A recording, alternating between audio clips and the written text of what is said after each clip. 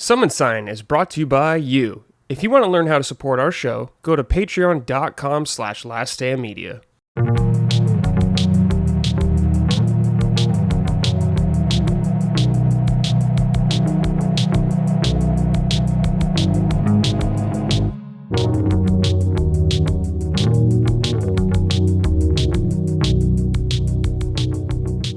Hello everyone, welcome to episode 45 of Summon Sign, Last Stand Media's weekly in-depth gaming discussion podcast. I am your host as always, and joining me this week, I got two awesome fellows with me. I'm very excited. First of all, my boy Dustin is back. Dustin, I'm so happy to have you here. It's been a while on the show, but yes, we have reunited once again. Reunited, Dustin and Brad, the dream team is here. Very excited to be back on Summon Sign. I was just looking at my desk, Brad, and I didn't set this here, but I have all of my One Piece cards. Oh. And I have my entire binder here.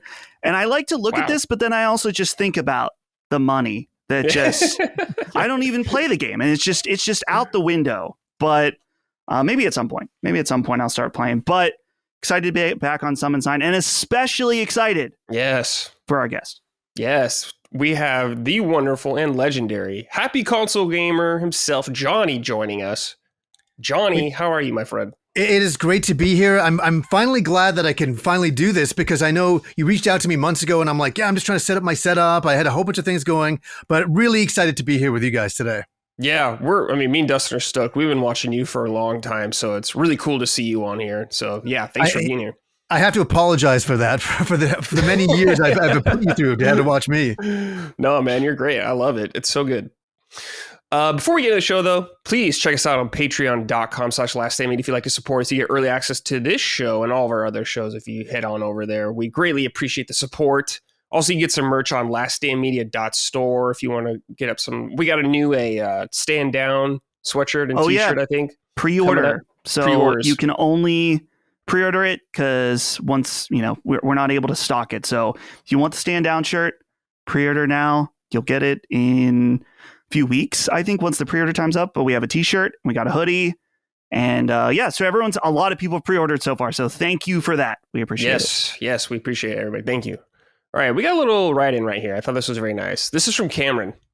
Not so much a question, but I wanted to say Happy Console Gamer is my dream guest for the show. He was a huge influence on me when I was in high school listening to All Gen Gamers. As someone who is now in their early 30s and grew up cutting his teeth on the games introduced to me by my significantly older cousins, 4th and 5th generation JRPGs, side-scrollers, and fighters, the games Johnny covered on his show and discussed on AGG really resonated with me. One of my favorite podcast-related memories was calling into AGG when I was a junior in high school. Feels like a lifetime ago, but that was a really big deal for me at the time. It was a tough time in my life, so having the opportunity to briefly chat with these guys I looked up to as a positive role models in the retro gaming community meant a lot to me.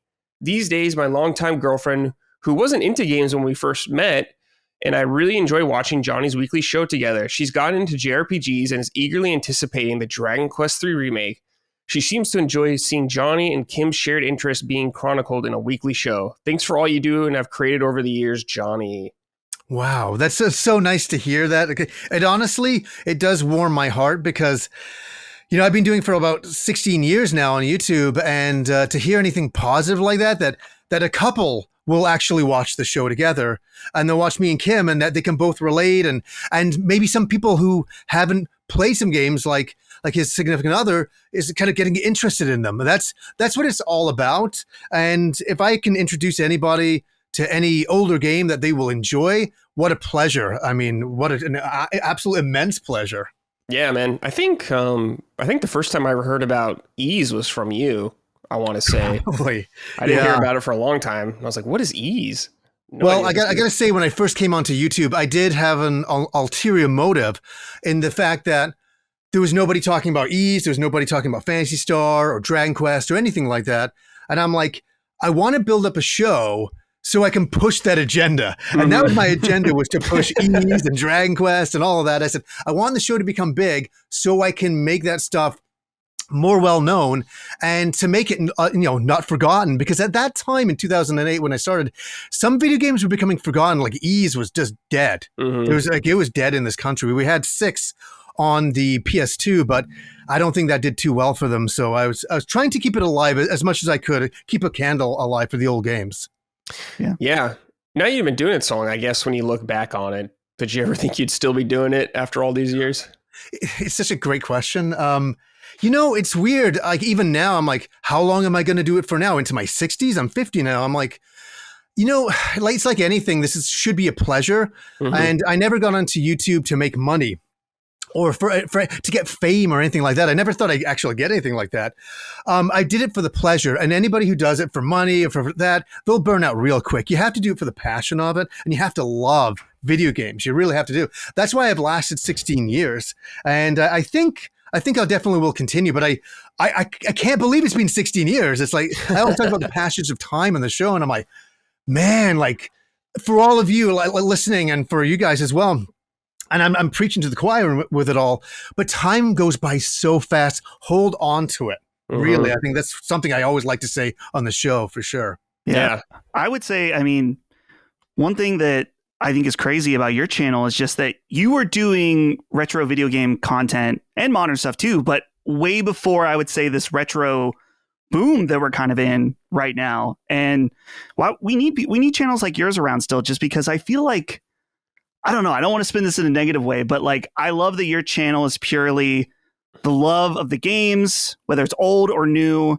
It's not necessarily so focused on like the financial aspects of collecting. And that's, I feel like, kind of it's a tough spot to kind of survive in that space, especially straddling old and new. So right. I'm glad to see that you've stuck around. So hopefully, I know you said you're 50 now. I think you've got a long. I would love to see a long knock road. On wood, please. Knock on wood. For sure. Thank you. And I honestly, like, nobody kind of knows this, but behind the scenes, my wife Kim, when we first got together, she started playing Dragon Quest, and we really got into that together as a couple. But it was at one point that she said, "Hey, why are you not talking about new games on the channel?" Because I looked at myself as a retro video game show. I talked about old games. She's like, "You should talk about all the new games you spend thousands of dollars on every Christmas. Why don't you talk about those?" And I'm like, and I kind of thought, oh, well, there's Angry Joe doing it. There's all these big time YouTubers that are already doing it. I don't think I can fit into that space. And that one thing I'll say to anybody listening, there's a space for everybody. And so if anybody wants to get out there and talk about video games, get out there and talk about video games. Don't think that it's all been done or there's just a bunch of people already doing it. And so I started talking about modern games, and it really helped grow the channel. And now I feel I'm in this really nice spot where I get to talk about all these new great games, but all the great old games as well. You're right, there's spots for all of it. Yeah. Well, I would just say, as someone that watches your show, I think what drawed me in and so many people is it felt like I was really talking to my friends when I was listening, how we would talk about games together. I'm like, this guy's great, man. This is like, I feel like I went to school with this guy or something. I had him in a class or something like that. We'd talk about games. So I think that's one of the great appeals of your channel. Thank you. And that's like, I know this may sound funny, but that is the intent of the channel, is that I'm not like up here talking down to people about video games. Right. I'm a fan of video games. Other people out there are fans of video games. I'm just talking to fans. And that's, I think, why the show resonates, is that, that like everybody who watches my show probably knows a lot more about the video games than I do. And it's not about knowing more than anybody else or anything like that. It's just about kind of sharing the love of it and going, I like this game because of this reason when I was younger, or I like it because of now. And it's just about sharing that love for sure. Yeah, definitely. I think that's resonated with a lot of people. Thank you. All right. Let's talk about the first game we're playing. Johnny, I'm curious about this. Me and Dustin have been playing the Monster Hunter Wilds beta that came out recently. Are you a Monster Hunter guy at all? I got the first game on PS2 when it originally came out, and I played it, and I really thought it was something special. And then over the years, it's just kept coming out. And listen to me, I'm not some hater. I think it's a great series. Some of my friends love it.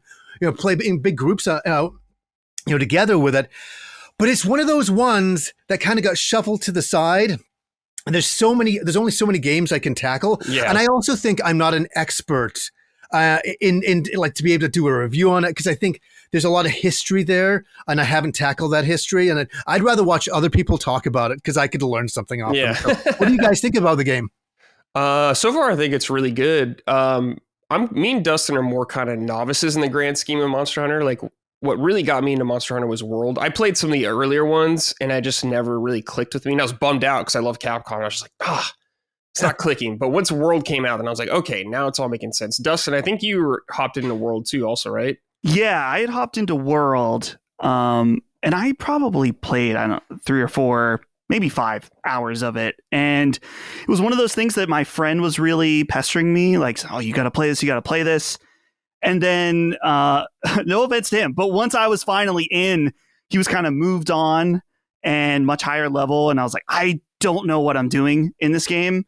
So I didn't really get really into it until Rise came out. And shout out to you, Brad, for playing the entire game with me and showing me how it works. And you're absolutely right that I don't know how many hours I put into Rise at this point, at least 60 hours, but yeah. I feel like I have only scratched the surface of the overall complexity of Monster Hunter in general. Like, I have the basics down, and I, particularly for a few weapons, have the basics down, but it's the type of series that if you're into these very mechanically deep grinding, lots of grinding, lots of like customizing and figuring out your best build and stuff like that, you will absolutely love Monster Hunter games. Yeah. But if you aren't necessarily into all the technical aspects and really like learning a weapon is like a fighting game, really. And I think that's how you put it to me, Brad, is that when I was learning and you're like, hey, I'm doing longsword, so I'll be able to show you this the best. Here's a YouTube video. It's 2.5 hours long. Just chip away at it and it will show you how to do longsword. I was like, holy shit. Study up. It's definitely intimidating, but that level of investment it's a very rewarding experience learning to play it. Yeah, definitely. But yeah, let's talk about the beta. Just quickly, you and me both started on PlayStation because it came out on PlayStation first, the PS5 version of it, and pretty rough in a lot of ways. Frame rate wise, graphically, not what we were hoping, but it is a beta. It's got plenty of time to go. But we played the PC version as well, which was night and day better. Right. Much, much better. Yeah. The PS5 version, and again, it's many months out. Well, I guess not many. 4 months, right? Yeah. Still got time. They still got time to cook, but the only thing that I felt when I was using the performance mode was this feels almost like playing a game on Switch that really shouldn't be on Switch, as far as its resolution, the frame rate going everywhere. And you and I think we both ended up using the quality mode just for a little bit more consistency, and it did look a lot better. So I'm curious to see how it comes out when it's actually done. But yeah, the PC experience it felt like I was playing the intended version of the game, I guess, in a lot of ways, like just being able to see the environments way better, the combat being much smoother through frame rate. So PC was the option, at least for the beta, but we'll see for the main release. Yeah, well, we played a couple hours of it. What did you think overall?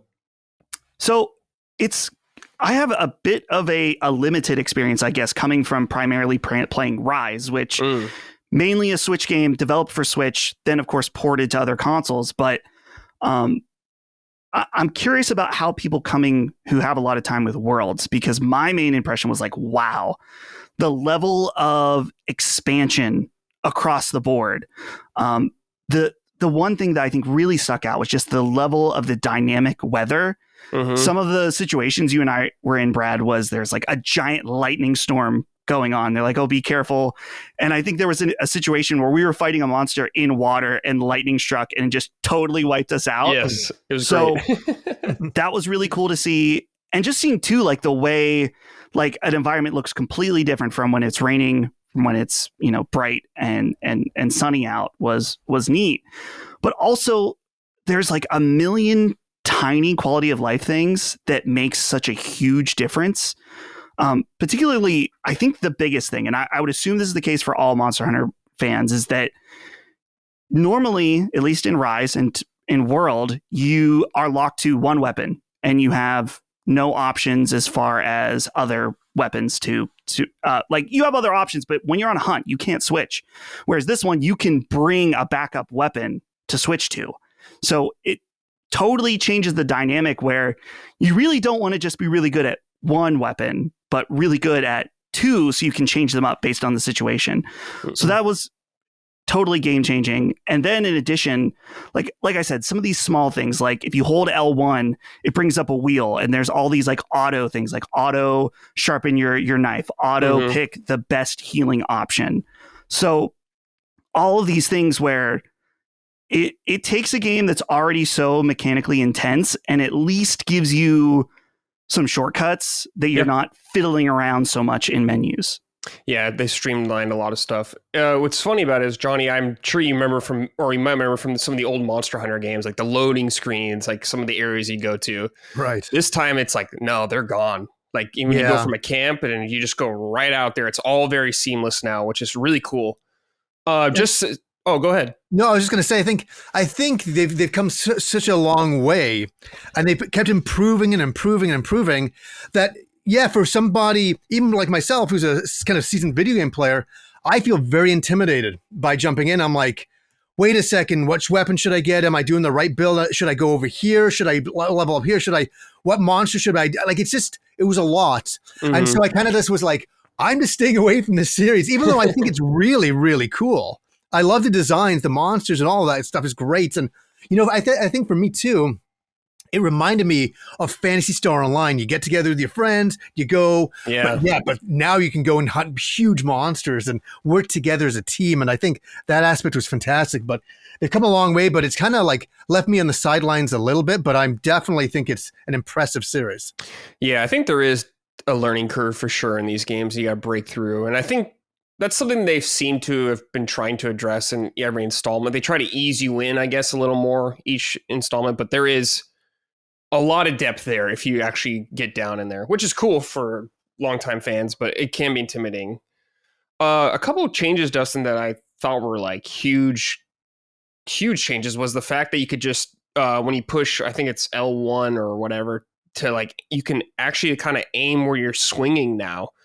So if you're swinging at a monster, sometimes in the old games, you just swing and kind of just miss and it would look a little awkward, but you'd have to commit in the old games. But you can kind of adjust mid swing here now. Maybe not like one swing, but if you're doing a combo, you can kind of like turn your character as you're going. So it makes it just a lot easier to track the monster, which is a huge game changer in my opinion. In the wound system, if you hit a certain monster in certain spots, times a wound will pop up and you have this new mode where you can, you use like that aim mode I was saying. And you push, I think it's R1 and you'll do like a wound, you'll target the wound specifically and it'll like do a ton of damage and they'll fall over. Just like more mechanics to it, which I really appreciated. And one thing that was not in Rise, Dustin, that I'm happy to see back is like, you talked on this a little bit, is the environmental hazards. Like they weren't really that much of a thing in Rise. Right. But now there's like rocks hanging everywhere and you can like shoot some rocks down to fall on monsters. I love all that kind of stuff. We were fighting a guy in like a giant sand pit started opening up and everyone was getting dragged down there, including the monsters. Really cool. And of course, when the monsters have turf wars and they start fighting each other, that's awesome to see. But so far, I am very happy with what I've been playing. I think they've made a lot of just small quality of life changes. I am curious what it's going to be like when the game's actually out and how they ease you into everything, which is always the hardest part for people to get into the series. But so far, I'm very happy with it. What do you think? You feeling good about it right now? Yeah, I think that one of the other big changes, and it's really kind of unlike anything I've seen, is that they're somewhat positioning Monster Hunter as a live service game in that when you're at your camp, there are dozens of other players hanging around. And then when you go out in the wild, you are alone unless you put out like an SOS flare. And you and I, Brad, had a tough time figuring out how to get linked up. And it's interesting because they're attempting like a new form of a like shared world that I've not really seen before, where you can have all these linked players and then like you can kind of just play. And so you'll go out and fight a monster and all these linked players will get invites to go and help you if you want automatically, if you have a linked party set up. So what they're doing sounds really neat, and it's very seamless, because I think about a game like Destiny where it's like, okay, we group up, we get all of our ships together, and then we go out and we do a mission. And maybe there's some random people floating around, but they're not part of your mission. And they're trying to create this, I guess, server or world or whatever that you are playing together and automatically, seamlessly bringing your friends in and out. And even maybe doing a thing like Brett, I was thinking if you could have a linked party of like 8 people, but only 4 people will hunt. And so you can kind of be simultaneously doing different things as a larger group. I've never really seen any company do it before. And I think they're definitely running a risk, at least as it is in the beta, that it is very confusing because it's unlike like a Destiny or something like that. But I think once they're able to implement it fully, show people how it works, I'm very excited by that, the idea of like, hey, when you're playing this game, it's pretty much all seamless. There's no going in and out of loading. There's no loading into your friend's world or loading out. It's just all loaded in, and you just kind of do your tasks, and you don't have that barrier of breaking it up constantly. It's very interesting. Yeah. Also, just quickly, there was a lot more story right away at the beginning. Much more story focused than I'm used to, which is fine. Like Monster Hunter stories, I never get invested in really, but I think it's cool. Keep chipping away at it. Maybe you can get something good out of there. Just shout out to one of the monsters I fought. He was like this dragon, this like electric dragon, and he has like a rail gun. He has like horns in there, and he'd point them forward, and he'd shoot a rail gun at you, just one shot you. And I was like, oh, that was so cool. I love seeing that stuff. It's so good. So you guys are so like into the Monster Hunter series. Does this new game have a lot of hype in the community? Like, what is the community? Yeah. It does. Okay. Yeah. It's something I don't know about, so that's fascinating. Yeah. I saw the beta on Steam was like one of the top things, just the beta itself, like period, and Steam player charts or something like that. So people are very excited for this game. Oh, that's really cool. Yeah. So yeah. It's interesting. Sorry, Brad, but real quick, just that Monster Hunter, like I wasn't even really that aware of it pre-Worlds. Like it was a game I knew about, but I didn't know anyone who played it. And now Monster Hunter, I mean, it's Capcom's like best selling, or like Worlds was their highest selling game. Yeah, Worlds was the highest selling game. Mm-hmm. And so now, like leading into now, this is like a true proper next gen sequel to World proper. I'm just curious. Like I feel like the numbers are going to be insane. It's just crazy for a game that, as Johnny rightfully mentioned, and myself, like I'm very intimidated by this game, even as someone who's put 60 hours into the last one. Very intimidating, but clearly it has like wide mainstream appeal. Yeah, to it. And yeah, it does. Yeah, there's always something to learn in that game. Let's see here. Prince Borutsky wrote in, "Hey guys, I've never played a Monster Hunter game before. Trying the beta for Wilds, the combat didn't feel as good as I was expecting. In other entries, does the combat develop into something more than run up to the monster, hit them until their attack animation starts, and then roll away? The monsters were so spongy that I got bored of it pretty quickly. What am I missing?" Well, I'll just tell you right now, Prince, that monsters in this game are kind of like boss fights. They can be very long endurance tests. Like you can have some fights that are like 20 plus minutes easily. So if you don't have the patience for that, this might not be the series for you right away, because that's what Monster Hunter turns into. And of course, in the beta, a lot of the monsters were very simple. There's not a whole lot going on there. Of course, you attack them, and if they attack you, you got to dodge. That's the idea. But certain weapons have different counters and stuff like that, like Longsword, for instance, which I play. It has a lot of counter moves built into it and a lot of timing, like almost like parries and stuff like that. So I always really enjoy that kind of stuff, and it makes it more engaging. And like a lot of the weapons, like we were saying, are very, very deep. So just doing your combos feels like you're playing a fighting game, and like the finesse and the cadence to your button pushes and all that stuff, all that really matters. So there is more of that too. I think Monster Hunter is a series that when you look at it and you just play it for like 20 minutes, you're going to be like, I don't get it, kind of thing like that. But there is definitely a breakthrough moment, an aha moment, I guess you could say, when you really get in there. But if you don't like fighting these monsters for a long time, this is probably not the thing for you. If you're more into like a hack and slash, carving up 1,000 enemies at a time or multiple enemies, that's something different. I mean, in this game, there are other monsters running around. Like, for instance, the first one you fight, he has like 2 other guys with him, and you have to shoot like this pod at him to It's a dung pod. It's kind of dung gross. pod. That's right. But yeah, also to have really them fun. like run away from each other. So that's all part of the strategy. But I don't know. It's hard to say because the game's not out yet specifically, but definitely fights later on become very tense. Like you can die you can get one shot easily. So it definitely gets really hard if you want that kind of challenge there. What do you think though, Dustin? Yeah, I think it's a matter of like if you aren't into a game that's like a very much more of a slow burn and like you said I guess it's not quick like a fighting game, but it's like what are the combos? What are the different moves where it's like, okay, specifically with longsword, like setting it up, building up to this ultimate attack and then like landing it and getting the most amount of damage. So it's definitely not a fast-paced game necessarily. There are some faster-paced weapons, but it might be a matter of changing your mindset of what the game is, but it also just might be that you might not like it, and that's fine too. Yeah. Johnny, you got to hold that mug up one more time for the camera. Oh. I just saw that, and I was like, wow. That's great. We got a little Jack Frost on there from SMT. Beautiful. Had to have that for sure. It's a smaller mug, but it works. Yeah, it looks great.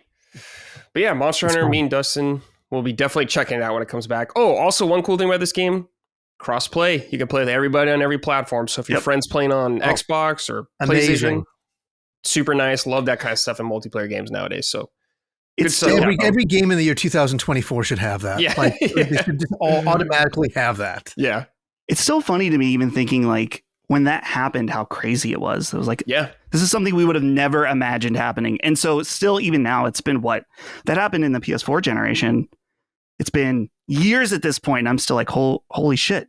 An Xbox player can play with a PlayStation player. That's amazing.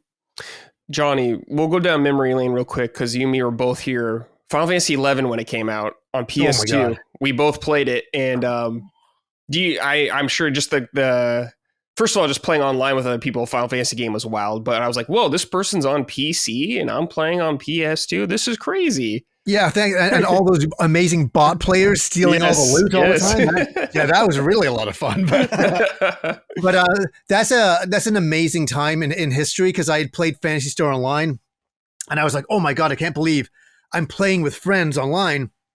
And then you start Final Fantasy 11. And you walk into your first town, whichever first town you start at. I started off in Bastock, and I'm running around going, this is massive. Mm-hmm. Like this, I couldn't even find my friends. We're running around trying to like sending each other the message. Where are you? You're over here. Okay. And we finally met. It felt like a huge accomplishment. And then as you would know, the addiction starts and that game was just that almost destroyed my life. I'm not joking. It was really bad for me. It was really bad for me. I actually know a lot of people, that went through that same struggle. I didn't get too cooked into it. Like once WoW came out, I moved over to that. But man, 11 was something special. It was something special because the Japanese doing an MMO was so wild because they made it so hard. Mm-hmm. And they were relentless. And like, getting to level caps and having to do certain tasks. It was wild and de-leveling. God. It was crazy. But I remember playing that game like nearly 12 hours a day and being physically sick at the end of the day. I was right back the next morning, checking my Mog house, seeing what Luda, said sold. And it was addicting. And I didn't really realize because I was a smoker and I was addicted to cigarettes. I'm like, I didn't really realize that I could get addicted to a video game because I was always addicted to video games. Yeah. But not in this way where it was like a video game sickness and I couldn't stop playing it. And I'm even very wary now of playing any MMOs. And I don't think I live in the world where I could. I'm actually kind of happy that Dragon Quest X never came out in a way over here online because I think me and Kim would she'd be on one TV, I'd be on the other. And that would be our entire night done. And it's like, got to do some other things as well. Yeah. How was it for you playing it back then? Did you get addicted? I got somewhat addicted. I played it until WoW came out and moved over to that because all my friends were playing WoW. And I was like, I was playing 11 by myself. None of my friends were playing at that time. So I was like, all right, I'll hop over. But yeah, Johnny, that was like my first real MMO, really hopping into one. And it was still cool just to even play a game with someone online at that time. I was going to say, how old were you at the time? I was about 28. when it came What out. time? What year did it come out? It was like 2004 or something, or 3? 2003, I think. That's off the top of my head. I think I was 16 when it came out. Oh, the perfect age. Yeah, I was a great age for it. Yeah, let's see. May 16th, 2002. Yay, my brain still works. Yeah, I think I was like about 16. Yeah. But yeah, that was an awesome time. And because I didn't have a computer really at the time to play games on. So when they were like had it on PS2, I was like, oh, I could finally play like an MMO. Oh, so you went out and bought the hard drive, plugged it in, and bought the bundle, that came with all that stuff. Oh yeah, that was so much fun, and we didn't really know what we were putting in to the machine. We were like putting this thing in, and all of a sudden, like, oh my god, I'm gone. Yeah, my problem at the time was I was 28. I just lost my job. I had a bit of money to float me for a while, and this game comes out. It was the worst perfect storm. Yeah, So it's like, I remember like I run out down to like 7-Eleven and quickly grab a sandwich, come back. I didn't even make myself food back then.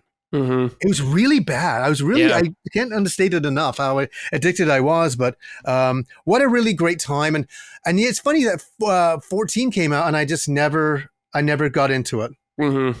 But it's a huge game, massive game. Yeah, it's a great game, but it's a commitment, and like everything is. Yeah, exactly. Like you guys choose. Yeah, like you guys playing Monster Hunter, that's a commitment that you chose, and you're loving it. Mm-hmm. And I only have so many commitments that I can do as well. So I know we all know we need about 45 hours in a day. That's what we all need to be able to do all this. I know. We can't play everything as much as we would love to. We try. It's not possible. Yeah, we try. Yeah. All right, Johnny, let's start with you. Cosmic Fantasy Collection. Thank you, Dustin. I put in the wrong chat. You got it. Oh, yeah. So, Johnny, I've never heard of this series whatsoever. So please explain this to a newcomer. I will try. Do you know what's really weird? I didn't know we would get that in depth, but I actually have a whole bunch of things. So off the top of my head, once again, so Cosmic Fantasy, here's the one that we got in the United States and Canada and around the world. We got it on the TurboGrafx CD-ROM. And we got it I got it. I was 18 years old. I got it in 1992. And I didn't even know what it was, but I saw in like EGM Game Fan magazine. I'm like, oh my God, there's another RPG coming on my, TurboGrafx CD-ROM. This can only be the best thing ever. And it kind of was. And what made this kind of special is it had, I know, it's the older times, but it had like CD audio voice. Yeah. So characters actually had voice where you go up to somebody, talk to them, and you could hear their voice. 1992. Yeah, that's crazy. It was crazy. Had big cinematics, big, and it was anime. It was great, and with great orchestrated music and things like that. So this one's fascinating because it got brought over by Working Designs. And it has a very controversial translation. They, took some. Back in the day, that was much more common. Yeah, for sure. Like going up and talking to a character, and the character would say, "Hey, is that a spear in your pocket, or you're just happy to see me?" Yeah. That's like one of the lines from the game. I thought it was great, but some people didn't like that they kind of ad-libbed with some of the dialogue and stuff like that. And but I always liked Working Designs, so it's fascinating. I played it in 1992 with my girlfriend at that time, and I played it. I got it for Christmas, and I played it. I finished it in a couple of weeks, and it's just a stereotypical RPG like the Dragon Quest series. And I'll show some of the characters here. The Cosmic Hunters, and very stereotypical, very old school stuff. Nothing to break the bank mentally. That they just go around the universe trying to do good and save people and get rid of the bad guys. That is the 1990s for you. Very simple stories. So anyways, I played it that Christmas, and it was really a lot of fun. I enjoyed it. And then obviously over the years, I would get all of the Cosmic Fantasy games, and Japan got 4 of them. So we got the first game, we got the second game right here, and then the third game. Look at all this. These are all the things that we didn't get back in the 90s, which is amazing. And look at this. Part 4 actually was 2 games. So you had to buy 2 games. It's amazing stuff. And so, I kind of built up a little collection over the years. And I just got fascinated in that history. I love the character designs and a lot of cat. This sounds really strange, but a lot of cat designs, thrown into the kind of the mecha aspects of it, like helmets look like cats. Mhm. Very strange. So the 90s, once again. But I really liked it. And then that was the end of that. That was just me and my personal weirdness, loving this Japanese series that we didn't get all the rest of them. We got number 2. We didn't get 1, 3, or 4. And so I couldn't believe it. And hey, let me tell you something. I got my problems with the limited run. I'm not the biggest fan of them. But then all of a sudden they say, hey, guess what? We're bringing over Cosmic Fantasy, and we're giving you a special edition. And this one blew me away as well. A vinyl soundtrack. Nice. And I'm just like, you bastards. Pretty much, I'm like, God damn it. As I get out, they pull me back in, right? They bring me back. And so anyway, so I've been playing, what's been fascinating for me, I've been playing the Cosmic Fantasy Collection, and I got to play the first game in it, because I played the second game. And boy, oh boy, you saw all my enthusiasm there, right? Yeah. This is one of the problems with my show. I'm very excited about this stuff. And so I get in front of the camera and I talk like this. But if you go and play Cosmic Fantasy 1, it's a game from a very different time. I think that's 1990, 90, maybe even 89 or 90, somewhere in there. And I like it because I like the old schoolness, but I think a lot of your listeners right now will be like, oh, wow, this sounds fascinating. This amazing Japanese series we didn't get. And they'll go out and get the collection and they'll be shaking their fists at me later on because it's so old school that it kind of hurts. It even hurt me that I leave the town. I think I'm in my third town. I leave and I'm getting decimated by the enemies and I have the best equipment, best everything. And I'm like, oh, it's just about leveling up in the same spot for hours. And I love that. But for a lot of people may not like it for that fact. But if they're curious about it, it's a fascinating series with a lot of history. And I do believe that they're bringing out 3 and 4 through limited run as well, and giving it a pretty strict translation. Even though there's a lot of spelling errors and a lot of grammar, a lot of things that are like sentences that are weird. And people were trying to say that AI translated it, but we found out that AI did not translate it. There was a company that did it, but it's not the best. But it's we finally got it. Yeah, it's something. We got it after like 32 years or something like that. So sorry, that's my long answer on that question. Yeah, I'm curious. So this looks like a very, like you're saying, old school, traditional kind of Japanese role playing game, grinding in a lot of spots for a long time, which I do have a fondness for every now and then. I think that's fun to do, just to grind for a few hours, like Dragon Quest games and stuff like that. Always fun.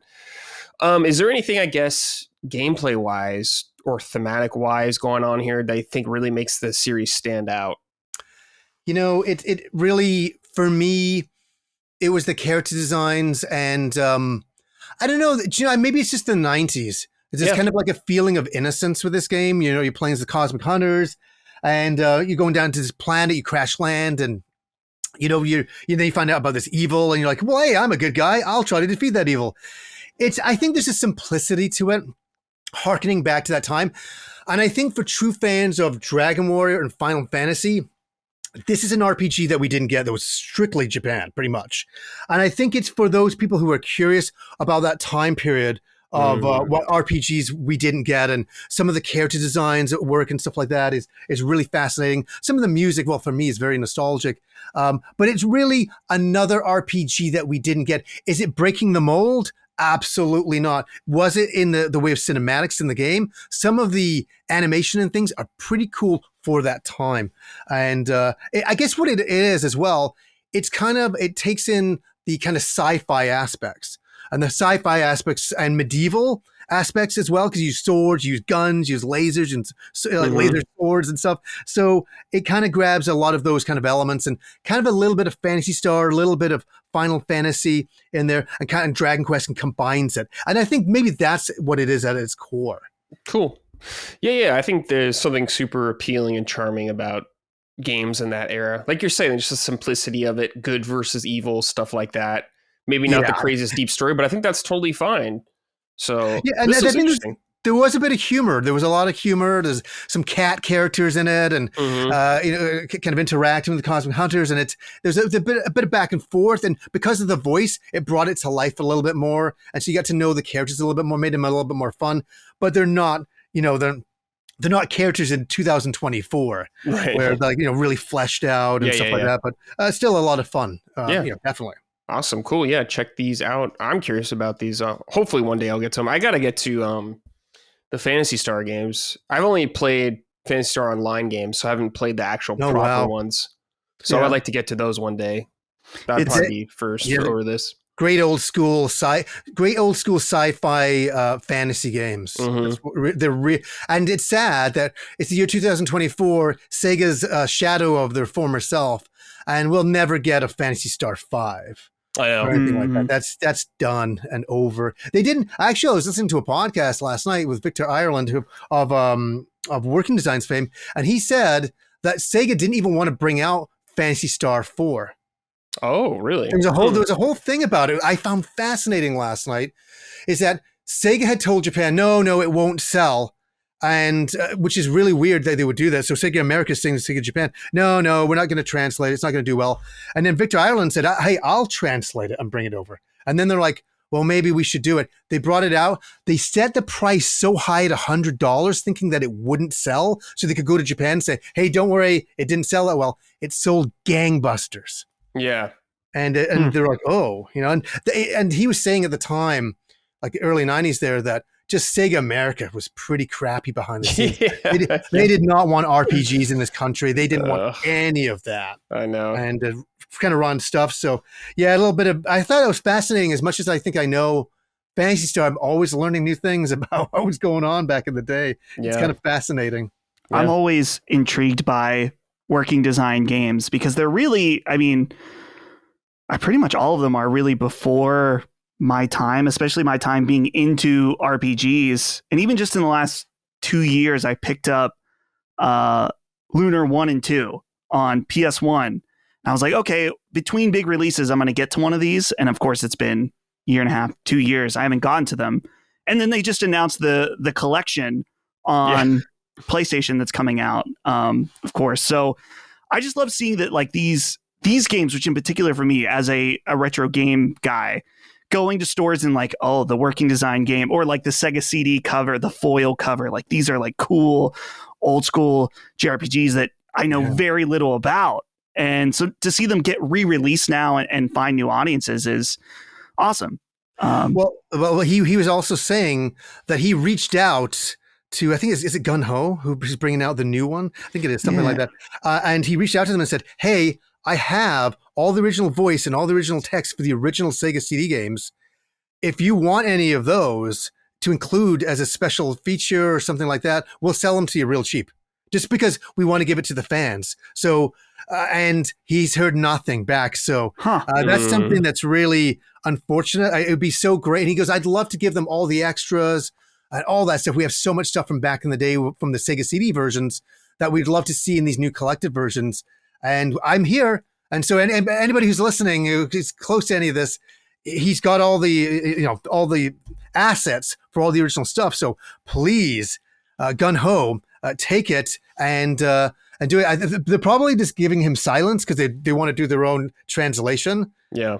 But a lot of us grew up with the Sega. I know you guys it was before your time for a few of these games, but I grew up with the Sega CD games of Lunar. That's why I discovered them. And I love those translations. I love the terrible voice. I love all that stuff. A lot of voices and things back in those days with working designs were horrendous, but so nostalgic. It's like I'm like that with Mega Man 8 and stuff like horrible voice acting and everything like that, but it's so charming and stuff. Yeah. Ideally, it would be they'd keep the original and have a newer version to please everybody. It'd be nice to really give a real great collection. And because I know they'll probably go through limited run to do some special box set or something like that. And there I will be back again. Unfortunately, because I can't. I love this stuff. It's really hard for me not to do that. But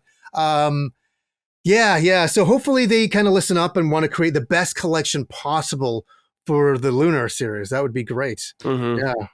It's funny you bring up limited run because Last Stand has some shit with limited run as well that we're like, we don't like them. But now, dude, with their like the Carbon engine, they re-released Tomba, which is one of my favorite nostalgic games of all time. Like, dude, they got me.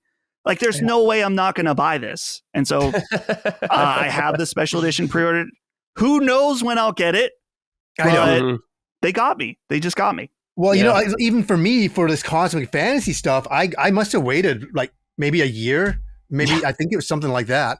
Wow. And like finally it all showed up. And I must admit, that first night I had a little glass of wine. Me and my wife were sitting at the table, and I just put everything out, and I was just looking at it, and I'm like, I can't believe this is 2024, where I'm sitting here looking at cosmic fantasy collections. Like, I feel this is like something old from my time, right? That nobody else would ever talk about anymore. It's only the old guys talk about it, but they're still giving the old guys. Even you are the old guys now. I'm the older guy, but they're giving us all this stuff from our youth again, and it's like, damn it, it's really hard to resist. Yeah, sure is.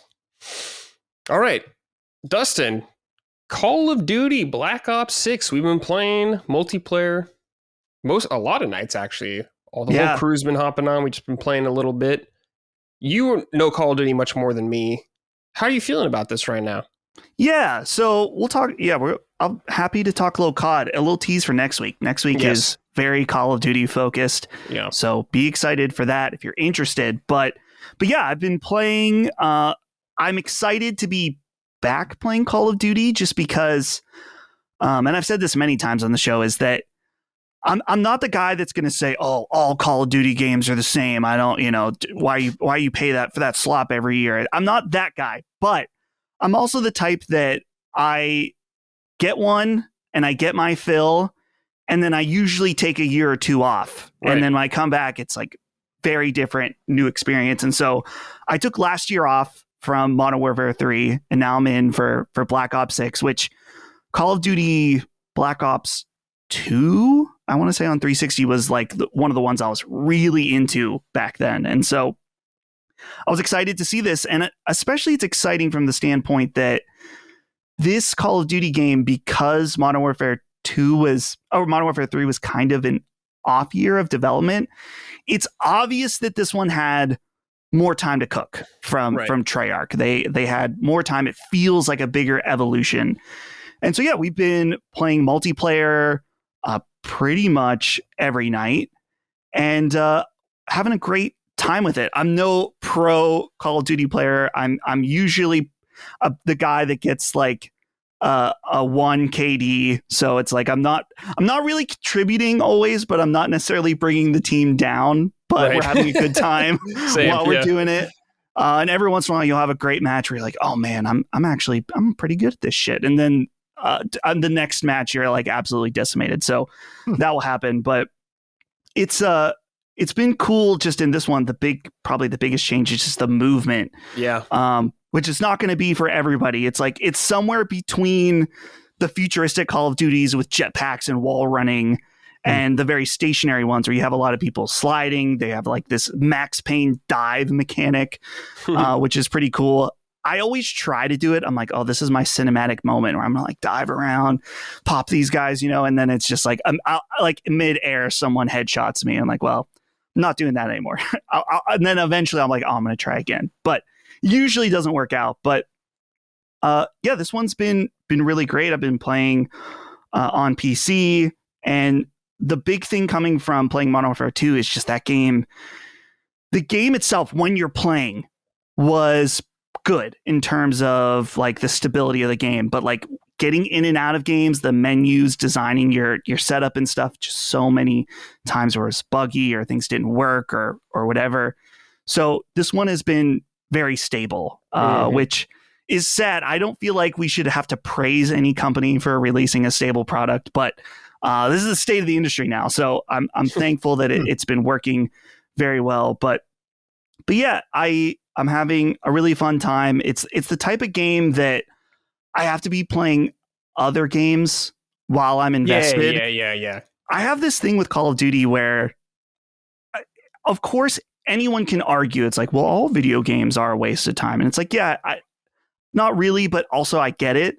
And with Call of Duty, I get to a point where I'm like, I feel like a zombie where I'm just seeking the next dopamine hit of a headshot or something like that. So it's as much as it is about playing the game, it's equally about getting online, hopping on Discord, catching up with my closest boys, just a time to hang out and chill together. So I love that aspect of it in particular.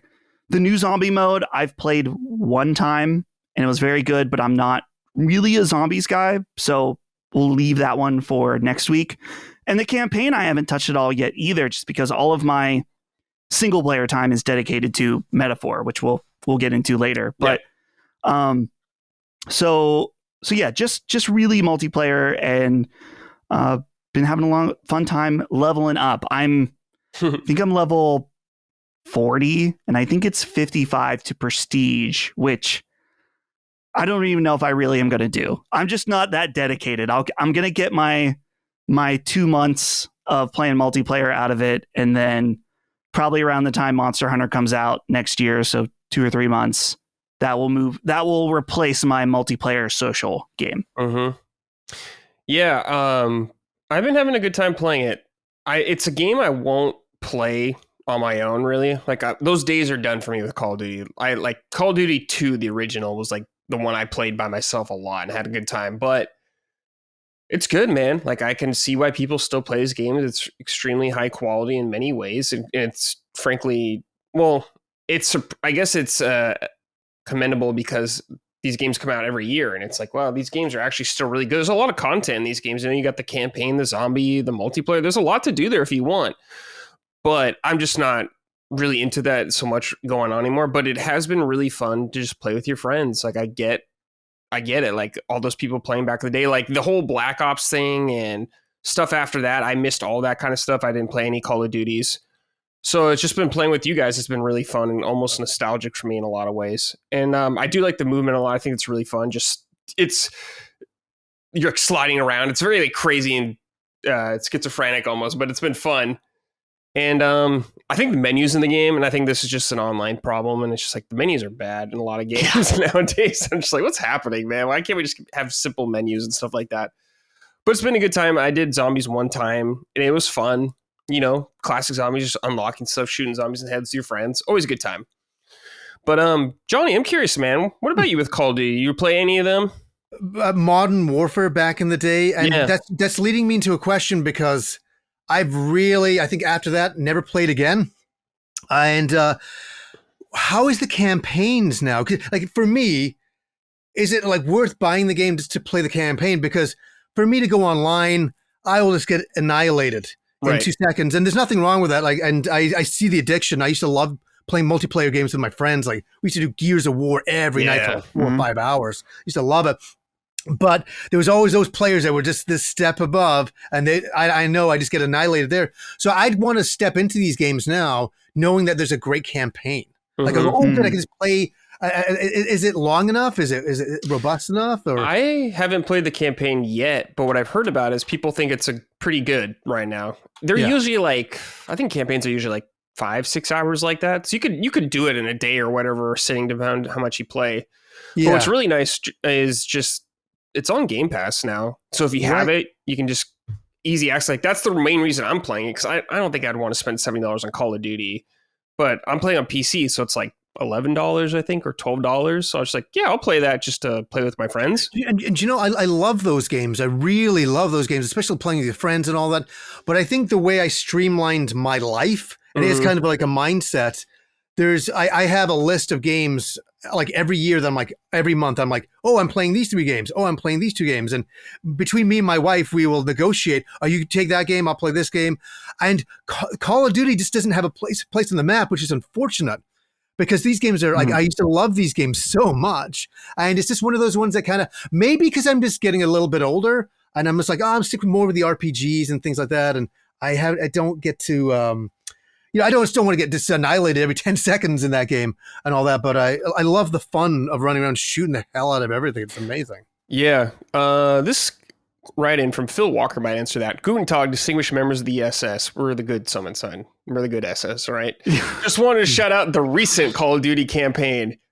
Truthfully, I only played because of Game Pass, but it was well worth the time. A good variety of mission types and lots of ways to accomplish your objectives. I'm not the biggest fan of general Call of Duty gameplay, but this was a perfect high-budget, dumb popcorn action romp. Cheers, Phil. Well, there you That's go. what I'm hearing. That's a high Brad. recommendation. That's perfect. Yeah. That's what you want to hear. Yeah. The thing that I'm hearing that's really interesting about the campaign is, as Phil says in this write-in, is that it's there's like big open-ended missions that allow you to accomplish them in a different way, which is really interesting from a Call of Duty game, just in that those have always been like point A to point B type of shooters. And I know last year, Modern Warfare 3, that campaign was, I think, at least the review said, was like abysmal. Like, clearly, I think they used the Warzone map and like recycled it into missions, and it was like very cheaply done. And so this one, I remember seeing reviews that people were like, this is the best Call of Duty campaign in years. So I definitely want to check it out at some point, especially from that open-ended mission aspect. Sounds really interesting for this type of game. Yeah. 5 hours for a campaign is perfect. Yeah. That really is perfect to jump in on. Yeah. Probably like 5 or 6, but yeah, you can get through it pretty breezy. All right, boys. It's time for Sort It Out. On this segment, we just talk about something that's bothering us in the game industry that needs a little sorting out to get back on track. Could be a game itself, could be a company, could be an individual at a game, could be a lot of things. Dustin, you're back. Let's start with you. Dude. So I have it sorted out. Okay. That to 99% of the listeners is going to be the most annoying sorted out. I'm putting myself on blast. Oh. And I did this already on Sacred, but I have to amplify the message. PS5 Pro releases this week.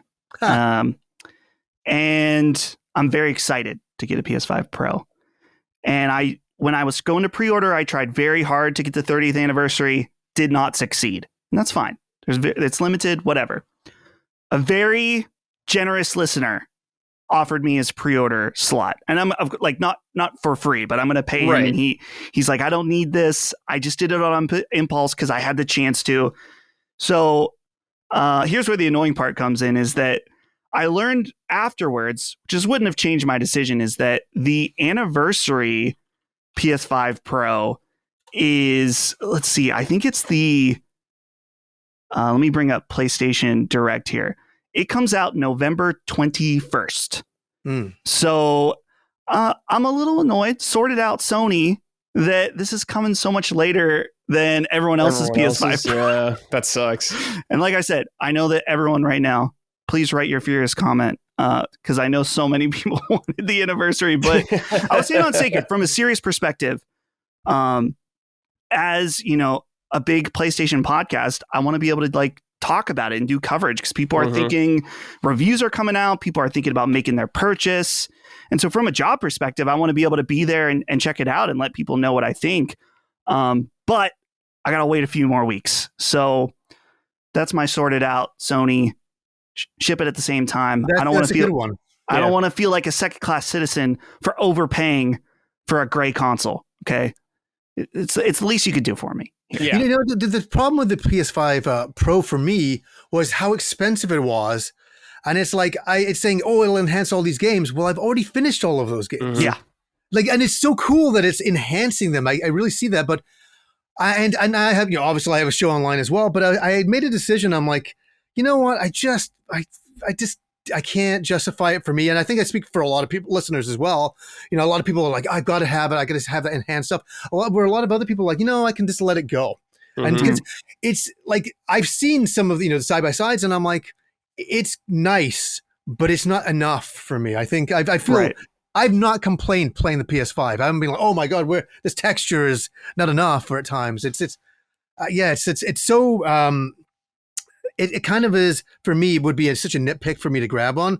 And, but I tell you, when I saw that goddamn 30th anniversary one, I was like, oh, you motherfuckers. Yeah. Back in. Like, and hey, was I sitting there before I went on my trip to Portland? Was I trying to get one? Absolutely. Because I just wanted the collection, like that 30th anniversary one, because it was nostalgic. Yeah. Oh, yeah. They got me that way, and I was so mad at them for that. I'm like, you know, it's just like limited run, releasing something, like I can't get away from it, right? That was something that we talked about on Sacred, is like, it's cool.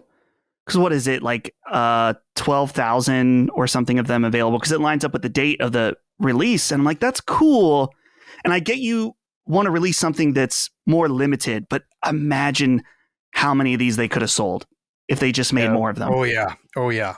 With that price tag too. I mean, they're selling you the Pro controller, they're selling you the charger, the stand, all this stuff. It's like you really can get people in on all this stuff, whether they need it or not, if you just made more.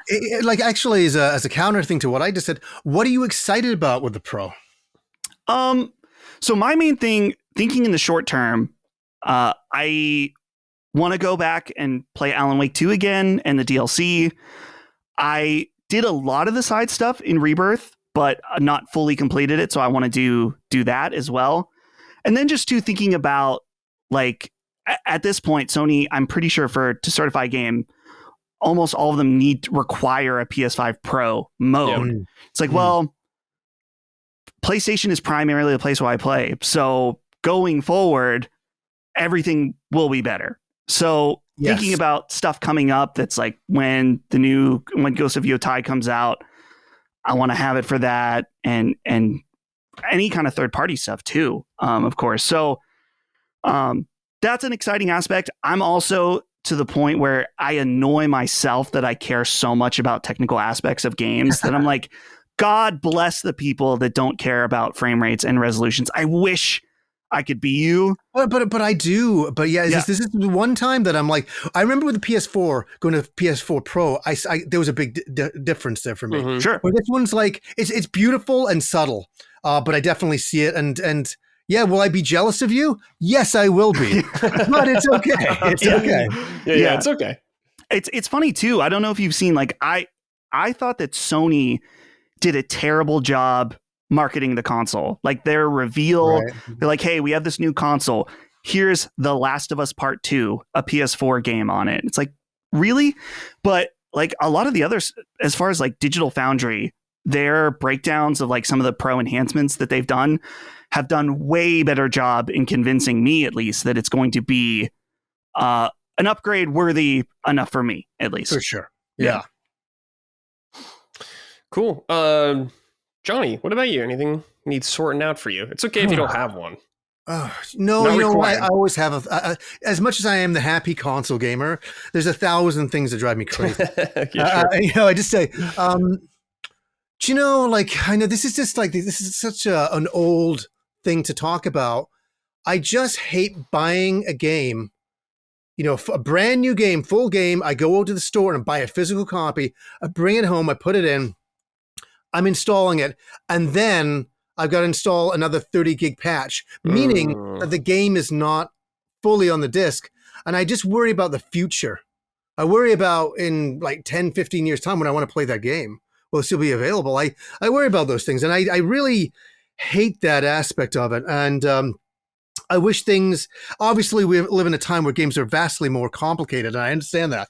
I'm not unsympathetic, but I always feel that all my discs I look at now for like PS5, my PS5 collection, I'm like, it doesn't have the same weight as having these guys here. Right. Having all the, the Super Nintendo and PS2 and all of that stuff. It doesn't feel like it has the same kind of weight. The games feel lighter to me. No pun. You actually feel everything that's missing on it. In fact, this kind of links into something else.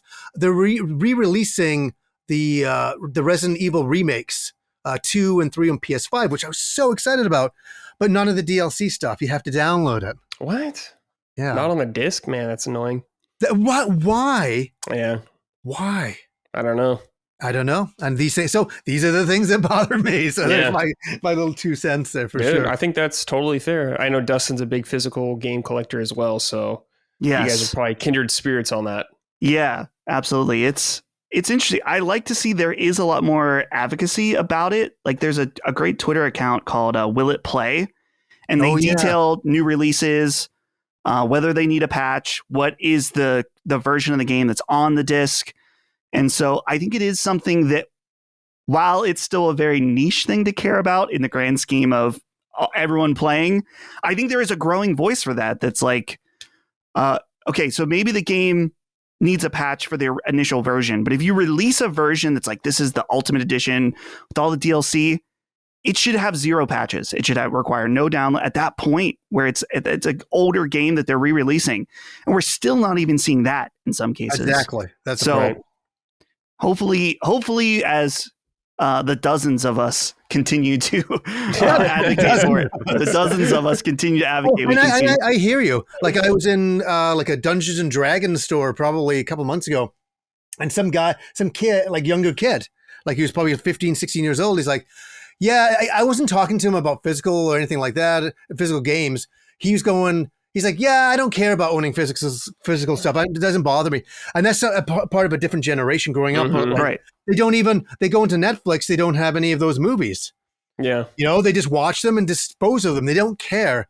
A lot of them don't. I definitely understand the mentality. I'm not like some old guy shaking my fist at the cloud. I definitely understand there's a different generation coming in, but I also know there is another generation coming in that does care about owning physical copies of either movies or video games. My nephew's 16 and he's like, Uncle John, he's like, I got to get copies of the Goonies and Back to the Future. What if they never make these again anymore? I'm like, don't worry, they'll be making them in 100 years. But I understand what you're talking about. And he's starting to have some concern about it too. Yeah.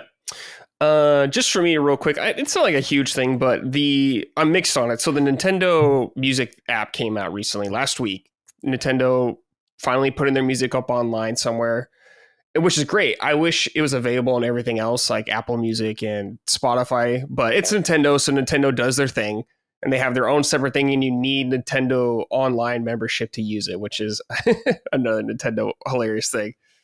But it's great because there's a lot of awesome games on there. A lot of like the Mario Galaxy soundtracks on there, which is fantastic. And there's playlists and all that kind of stuff. And I was listening to it.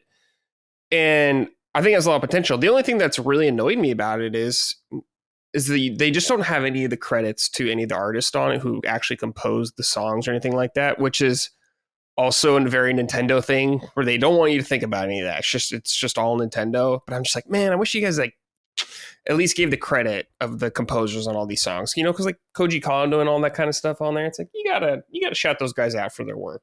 It's the least you could do, Nintendo, but not a very major one. Just kind of, I don't think a lot of people probably even care about that, but I was just kind of irked a little bit by that. So from an older guy's perspective, once again, I don't see what the point of it is. And I listen to me when I can go into YouTube and all that music is already there and I can make a playlist. I'm just saying we live in this crazy world where we can get things from almost everywhere. Nintendo doing the service. What are they offering that makes it so much better? Nothing really. There's a couple of cool features, I guess. Like one that I think is like if you listen to a song, like you like the Wii Shop music, everyone loves that song or whatever. Like you can do a setting where you can have just the normal length of it. Then you could set it to like make it 10 minutes or you can make it 60 minutes or something like that. So you can adjust the length of some songs and stuff like that. But in terms of anything like doing anything I can think of off the top of my head, special or different, nothing. Right. It's just Nintendo having it in their space or whatever. They're always very closed off with all their kind of stuff. So and make it very unusual to be able to access some of that stuff. Yeah, exactly. Yeah. I don't know why they do that. Every time they come out with a new console or something, it's always a new way of doing things, and you have to like buy all your games again. It's like I know it's so bad, man. I hope Switch 2 you don't have to. God's sakes. I hope so. Yeah. I'm not counting on it, but hopefully. Yeah. All right, we got one from the audience real quick. This is from Fan. Hi, Brad. With the news that Sony has shut down Firewalk and is no longer proceeding with Concord, coupled with last year's news that The Last of Us Online was canceled, Sony really needs to sort out their multiplayer games as a service plans. I feel like Sony should have included the Uncharted 4 multiplayer mode in Uncharted 4 Legacy of Thieves PS5 collection, as well as the Factions multiplayer mode for The Last of Us Part 1 Remake. Those multiplayer modes had microtransactions on PS4, so Sony could have made some money with these modes ported on PS5 since there are still niche communities on PS4 there. It seems like a mistake on Sony's part to omit these multiplayer modes, especially now that Concord and The Last of Us Online are canceled. What do you guys think? So when those collections came out, I was hoping, especially for Uncharted, because Uncharted 4 actually had really fun multiplayer. I don't know if you guys played it, but it was fun, and I really liked it. And of course, Last of Us 1, people really liked the multiplayer on that. But at the time, we knew Last of Us multiplayer was in the works. We're like, okay, whatever. It's annoying, but at least they're making a multiplayer thing. But yeah, now that thing is dead. And Concord, and for Uncharted, I don't know what the excuse was, because you could have had that on PC also, that a whole new player base. I don't know why they didn't have that, which was also annoying to me. But yeah, you're right. They totally botched the Last of Us multiplayer, which could have been really cool.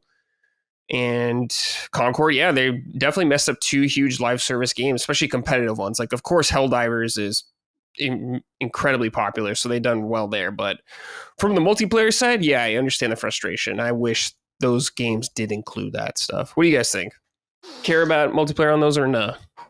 I think it's just Sony with The Last of Us. You're right that they were planning that at the time they were going to do a new one. And I think Sony's weird. They like kind of care about their legacy and they kind of don't at the same time. Yeah. I guess probably when they feel like it's profitable for them that they do. And I think that their thought is like, man, we don't want people on the Legacy of Thieves collection playing multiplayer. We want them to go to Concord, or at least at the time, not anymore, or something like Helldivers. Like we want them to go and be invested in our new experiences where, you know, we can pump in microtransactions, battle pass, whatever.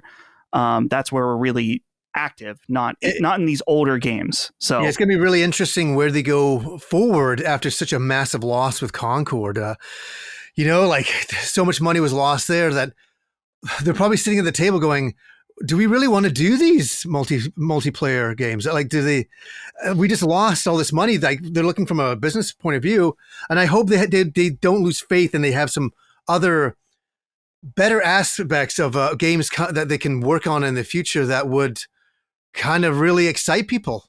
Yeah. And would The Last of Us really excited everybody? Yeah. People were excited about it. Probably would have. I think people would have really liked it, but they decided not to do it, and then they decided not to cut Concord, and now they're sitting with nothing. Yeah. So it's really fascinating. It's more fascinating what they're going to do going forward. Who knows? Definitely. All right, boys, it's time for Keep It Up, the exact opposite of Sorted Out, stuff we're pleased with in the game industry. Dustin, let's start with you again. Yeah, I was trying to think what like my most recent awesome experience with a game that was kind of unique. And I have to say, keep it up. And I may have done this before, but keep it up, Valve and Steam Deck. I'm continually impressed with what I can do with this device, how it works. This most recent example, Silent Hill 2 Remake just came out, and I had still never finished the original a few weeks beforehand. And so I was trying to figure out what's the best way to play it. I have a PS2 copy, but I was going to be traveling a lot. And so I was like, I want to figure out a different way to play it. And then there's the HD port on PS3 and Xbox that's not good, according to everybody. And so I looked into it, and there's the PC Fan Remaster that is absolutely excellent. I thought this might be the option. And then I thought, well, I have a 14-hour flight to Japan coming up. Maybe that's the time. But will it play on Steam Deck? And even though it's not a Steam game, I was able to easily go into desktop mode, install it, get it all set up, hook it up into the actual Steam app, and run it flawlessly at the native resolution on deck, full 60 FPS, and have an awesome experience playing it. And then when I got home after playing it on deck, I was able to plug it into the dock, put it on my TV without any issues, hook up a DualSense to it. And that's the thing that's been so, I think the underappreciated thing about Steam Deck, at least for me, is that a lot of people think about buying it and playing modern games on it. And yeah, sure, you can do that. Not necessarily at a good resolution or frame rate, but it's playable, it's workable, depending on the game. But where I found a lot of value is being able to play a lot of older games on it and the versatility of it. And I just saw it, like while we're recording, they just put out an update that specifically they fixed an issue with Metaphor that runs 20% faster now, thanks to this update. Wow. So their attention to detail on specific games that people are playing and updating the system for it is just awesome. We don't necessarily see that kind of dedication. So Valve, keep it up. Steam Deck, absolutely love it. Yeah, great stuff. All right, Johnny, what about you? It's going to be funny. Mine's because I know we're going to talk about this game, but I just want to say, keep it up, Atlas. Yes. Really. I mean, I'll even bring up my mug again right here. I'm telling you, these guys just knock it out of the park. They create the kind of games that when they arrive, and you see the trailers, you're like, this is incredible. Like, it's really remarkable. And just the design aspects and just their focus and every single aspect they bring to the game with music or menu systems. And we'll get into metaphor, I'm sure, in a little bit here. Mm-hmm. But keep it up, Atlas. I love Atlas so much. And it's another thing. Keep it up, Atlas, for turn-based combat.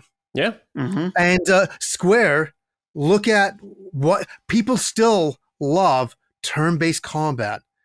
So don't shy away from Final Fantasy. They've just gone action combat now, and I really wish they would return back to turn-based again. And I think there's a huge market there for it. I mean, God, I can imagine playing a Final Fantasy game with turn-based combat again. It feels like it's been a while, but Atlas is definitely leading the way, and big bravo to them. So yeah, keep it up for sure. Yeah, it hasn't been a while for a mainline Final Fantasy game to have turn-based, but or at least like turn or like active time battles, stuff like that. But I could definitely see it happening again. It feels like with Final Fantasy, every new Final Fantasy feels like a reset button to me. They can just do something wildly different. So we'll see. But whatever they do, turn-based, I'm down. Sure. Oh yeah. My Keep It Up is also hard related as well, Dustin. Analog Pocket. I've been playing this a lot recently. I've been playing Pokemon Gold on it, going through it for the very first time. This is a wonderful little device, man. It's so great. It can play Game Boy games, Game Boy Color, Game Boy Advance, bunch of stuff like that. Of course, you can put emulators on it. And I have the dock over there as well. And I've been plugging that up to my monitor and playing on there. And you can use just I'm using a Switch Pro controller to play with it. It's been great, man. I really love it. Save states, all that good stuff. So if you're into handhelds, especially like the older Game Boy games, it is such a fantastic device. A little expensive, but I think if you're into it, it's like a supreme experience for these kind of games. And you bring it up. I got one as well. And with the dock, put in the fan translation of Mother 3, put it on, you're playing on the TV. You got Mother 3. Yeah. There we go. There you go. My wife actually just did that with the Analog Pocket. I got her like one of the bootleg cartridges just so we could like have it with the fan translation, and she loved it. It was a 10 out of 10 experience. That's awesome. That's great to hear. That's so cool. All right, this is from Matt Brown. Hi, Summoners. Keep it up to the Happy Console Gamer for being such a positive and insightful voice in the space, and also for helping me get into the Dragon Quest series. I just 100%ed Dragon Quest 11 this summer, and it's one of my favorite experiences of the year so far. Look at that. Getting more people into Dragon Quest is a great thing. That's an amazing thing. It's so nice to hear that. And I still find it fascinating. I'm like, oh, wow, because Dragon Quest now is pretty mainstream, I would say. I think everybody knows Dragon Quest. And so for anybody to just find out about it now, like, what an amazing thing. They're like, just living their lives, and they're like, wait, there's this amazing thing called Dragon Quest. They play it, and it's like their favorite game. Yeah. That's wonderful. So even some series that are mainline, a lot of people still don't know about. Mm-hmm. And so everybody who's talking online or on forums or wherever you're at, keep talking about all the games you love so other people can find out about them. It's only a wonderful thing. Yeah, we want it to spread. We want more people to play rad games. Yeah. So keep doing it. This is from Connor Campbell. Hey guys, I want to give a keep it up to video game art books. 2024 has had so many bangers. Spider-Man 2, Assassin's Creed, Jedi Survivor, Diablo, and more. I just received The Art of Cuphead, The Delicious Last Course, and it's full of great stuff. So many early sketches and unused designs. The art book for Psychonauts 2 and Sea of Stars are two of the best this year and worth picking up. The Art of Liza P and Returnal are still coming too. What a year for art fans. What are your favorite art books and the last ones you bought? Cheers, guys. Wow, there are a lot of good art books. Jeez. Here, I can get my actual art book. I always have so many art books showing up. I just love I just love the art of video games, especially Japanese games. Yeah.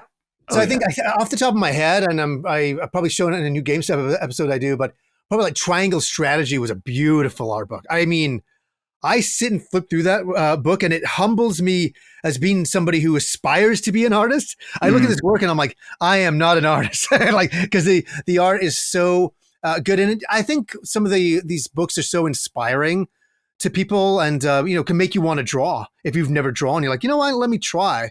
And you start drawing, you're like, oh my God, I'm humbled. But I think Triangle Strategy is one of those things I picked up. I think it's got a great book. So what about yourself?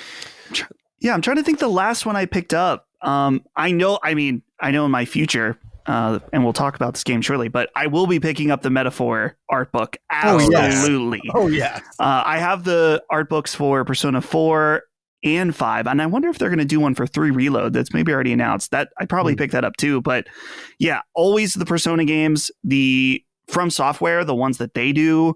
Yeah. The DesignWorks ones are also excellent. And then also shout out, he mentioned Cuphead. I have the Cuphead art book, but I do not have the Delicious Last Course one, but those are really good too. I love it when an art book also has like some of the design details as well. Just because I really love seeing that the From Software ones are really good about showing like, here's the progress of how this character evolved, things like that. Absolutely love it. Yeah. This art book, actually, I won at a tournament at my old job at Easy Allies. I won it, and it's one of my absolute favorites. It is a mono box art for all of like Final Fantasy games. It's 3 books. I have it too. It's so, yeah, it's called The Sky. It's so great, man. So good. It's so good. Yeah, if you love Amano's art, which is fantastic, he's an awesome artist. I think Amano just put out another art book, and he was having. There's this another one. I think he was kickstarting it or something like that, and I was laughing to myself because I'm like, no, I've got so much of your artwork. I'm good. Like, I have that Sky book as well. Yeah. I'm like, I think I'm good. I'm covered. Yeah. All right, boys. So we were talking about this a little bit, but now Metaphor ReFantazio. I have actually finished the game. Wow. And you guys are still playing through it. Johnny, let's start with you. Your impressions of it so far. Well, it's funny because it's one of those things, and maybe I had such a negative experience with it at first. And how I mean is, they showed it, the trailer, like, you know, a year back plus, and I saw it and I was like, oh, what's this? I'm like, is this Persona, the next Persona 6? I'm like, no. I'm like, this is some side Shin Megami Tensei game? And I'm like, no. I'm like, what is this? And I kind of didn't know what it was. And I was like, and I was playing a lot of other games, and it kind of just was something I didn't think about again. And I was like, oh, I'll look into that in the future. And then in the summertime, I got them actually over here, but I bought some Famitsu magazines for it. And I was like, you know, let's have a look into this game. And then I started listening to the music. And this is before the game even came out. This is in the summer. And I started listening just to the battle music. And I started to get like some weird OCD things started happening with me, where I would listen to the song on the night. I'd go outside and sit and have a little gin in the summertime. And I would listen to that effing song like 50 effing times. And I'm like, oh my God, this music is incredible. It's so unique. And I've actually said in my videos that as I started looking into it, starting to really like delve into it as a fan, before the game came out, going, look at these trailers, look at this combat, listen to this music. I'm like, and I said a very interesting thing for Metaphor, that this game has culture like so many games do not have. And it's in a way that only Atlas can do it, like the menu systems. I mean, I could sit here and go on. But yeah, and then we started playing the game, and it's like, oh my God, and reminds me that I have a story to tell you about getting invited to one of their, I got invited to New York City to go and play it, and I'll talk about that in a bit. What do you guys think about it so far? Yeah. Brad, do you want to go? Do you want me to go? Yeah, I'll just say, it's a fantastic game. I really enjoyed my time with it. I have some nitpicks about stuff like that, but overall, it's definitely one of my favorite experiences of the entire year. I mean, I like a lot of Atlas games already, so it was right up my alley, but it was refreshing enough, and I really got attached to the story and the characters, which is, I think, one of Atlas's strong suits. You know, if you've played Persona games and all that kind of stuff, because there are elements of that in this game, but yeah, I was really impressed with the game. I thought it was delightful, and I'm sad it's over. I'm sad I'm already done with it.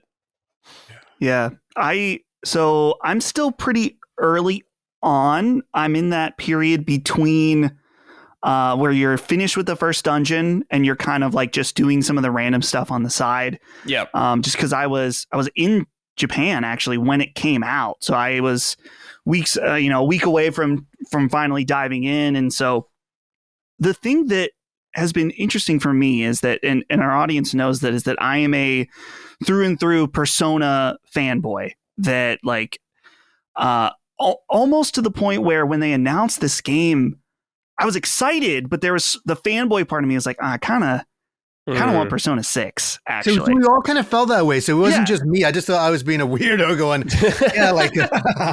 about that. And so the first few hours of this game, and I think this is unfair on my part, but I couldn't deny that there was parts where I was like, okay, prove it to me that this is the game that you wanted to make over Persona 6. And so it's been interesting seeing like, okay, so there are these elements that are very Persona-like. You know, you have the calendar system. You go in, you do the dungeon. You only have so much MP, and so you kind of have to manage that. You got to manage your relationships. The weapon system is similar, but the places where it is different is so cool and interesting, particularly in the archetype system, and how it's like, hey, any character can really be whatever role you want them to be, and how do you manage that? How do you decide going into a boss battle? What is going to be your strategy with the different archetypes on your team? And so that aspect of it, I really like, just from a Persona perspective, where it's like, you figure out your flow early on, and yeah, you have to adapt for bosses, but it's like, okay, this guy does this guy does this. I barely use this character unless I'm running out of MP, then I'll swap him in, you know? So it's really taken a lot of the core elements of the game and changed it in a radical way that I've really been enjoying. The thing that I am excited about still is that, while it's funny, I'm over 10 hours into the game and I'm barely through it. Talking about games being a commitment, this one is definitely not unlike any other Atlas game, that it's a big commitment. But the thing that I love about Persona games is how they kind of like have like a general theme. You think about Persona 4, this idea of finding your true self, being your true self. Persona 5 is like, you know, standing up to oppressors and unjust, right? And so what I'm really curious about with Metaphor is that I'm already getting this taste of like, okay, this world is like a world filled with inequality and really like this like fantasy racism in a lot of ways. And so yeah, your main character, right, to begin with, is like an abnormality in this world, that you're not the norm. Right. Yeah. And so I'm starting to like pick up. I'm like, okay, I'm starting to figure out like where this game is going. And just like the overall, I guess, without getting to spoilers, like your mission, because it's a pretty decent chunk into the game before you figure out like, okay, this is what you're doing in the game. This is what the end goal is. And so I'm having a fantastic time with it. I'm constantly, as Johnny was saying, I'm in awe of Atlas's art team and how like you see the jump from Persona 4 to Persona 5, which Persona 4 already being like one of the most stylish art direction forward games, and what they were able to do and take it so many steps higher with Persona 5 that you're like, how do they beat this? And I remember playing Persona 5, saying that to my wife, like, how do you beat these, like this menu system it's unreal. And then Metaphor comes out, and now you say, how are they going to beat that? Because when you're switching between, there's your character, and it's like almost like kind of like a painting aspect to it, and like just little pieces here and there switching, like hands shaking, you know, and they're like a foot, a hand. It's so bizarre, so refreshing, and how do you outdo that? And I'm like what you just said, I'm still in awe. Yeah, for sure. It's something that we've been talking about on Sacred, is like getting worn down by like, I guess, the genericness of fantasy games. And don't get me wrong, we all love fantasy games. I play them all the time. I love fantasy in general, but it can be like, okay, here's the wizard.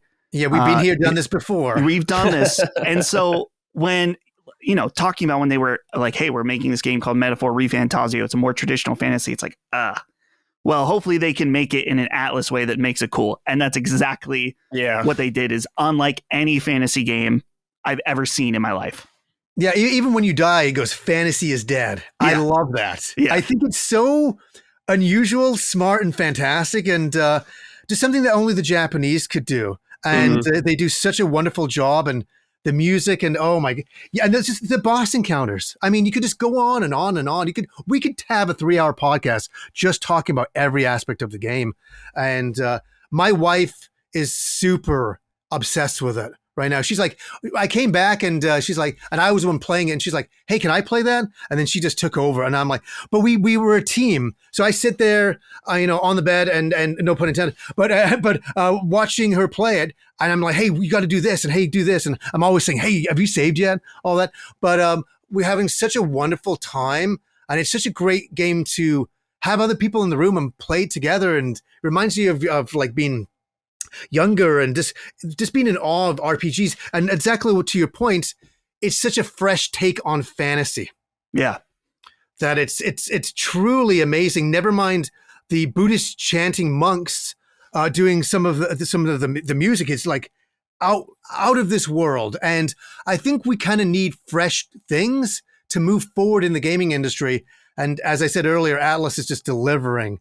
And we're more than halfway through, and we're loving it. We're saving it. We had to put it on pause to do another big game right now. Mm-hmm. I can't really talk about now, but we don't want it to end. We're just like you. We didn't want it to end. So we're like, no, I want this to last forever. But yeah, I will still look forward to Persona 6. And God, look at how they raised the bar. Can you imagine the first time we see the trailer for Persona 6? We're going to be on the floor. I guarantee you. I know it. I know it. Even with Persona 3 Remake, I don't know. I haven't really thought about it. I mean, that was like, I'm like, man, I don't know if anything can beat Persona 3 Remake for my game of the year, which is crazy because it's a remake, but the quality of it overall is just so high. And yeah, it's really charming, Johnny, for me to hear that your relationship with your wife and how you guys play games, because it's so similar to Holly and I, where there are games that we play together. Like right now, Holly is watching me play Metaphor, and she's not always there, but when she is, she's like, okay, catch me up. Like, what's going on here?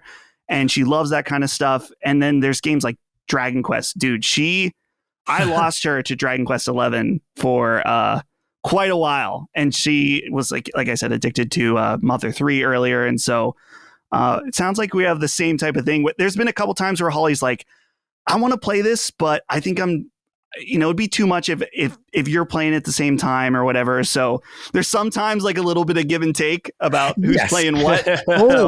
Especially for us doing a show and having a schedule and going, okay, well, we'll put that on hold. I'm going to do this. Like this morning, I was, I can't really talk about it, but I was leveling up in some game. And I was leveling up for 3 hours. I'm like, okay, I'm handing it to you. She's probably playing it right now for a little bit. But it's I think what's fun about being able to do that with your significant other is a shared experience. Mm-hmm. Like I have some of the best memories being like 13, 14 years old, being over at my friend Andrew's house down the road. And I say he got like Phantasy Star 2, and I didn't get it. Sitting on his couch, watching him play it all day. It was just like, was I playing it? No. Was I waiting to play on my own? Yes. But sometimes just having a shared experience, talking to your friends and all that, it's such a fun experience. And to share some of these new games with like a significant other or just friends, it's really, really something. And so I'm glad you guys have that relationship. It's great, but I understand sometimes you can kind of butt heads going, wait, I remember when Kim took over Metaphor, I'm like, oh man, like I kind of really wanted to kind of do this, but I still am with her. I still am. I'm still having that experience, us both playing it together, and it doesn't hinder or change the game experience for us. And but what a game, for sure. The thing that I've started doing with certain games is I've just started buying 2 copies. Like when Tears of the Kingdom came out, I was like, yep, Nintendo's getting $140 from me because neither one of us want to share. And she has her own, she has a Switch Lite. So it was like, we're just certain games. We'll just make the investment, make it happen. It's fascinating because like for Kim, I was going to Portland and I knew that the Legend of Zelda Echoes of Wisdom were coming out. And I'm like, Kim, and she's like, what?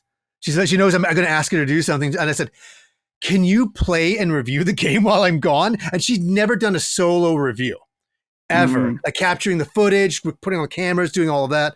I kind of like said everything. And she's like, John, she's like, I don't know if I can do it all. And I'm like, please, if you could. And so I left. And here's the interesting thing. I was just to your point that you got two copies of Tears of the Kingdom.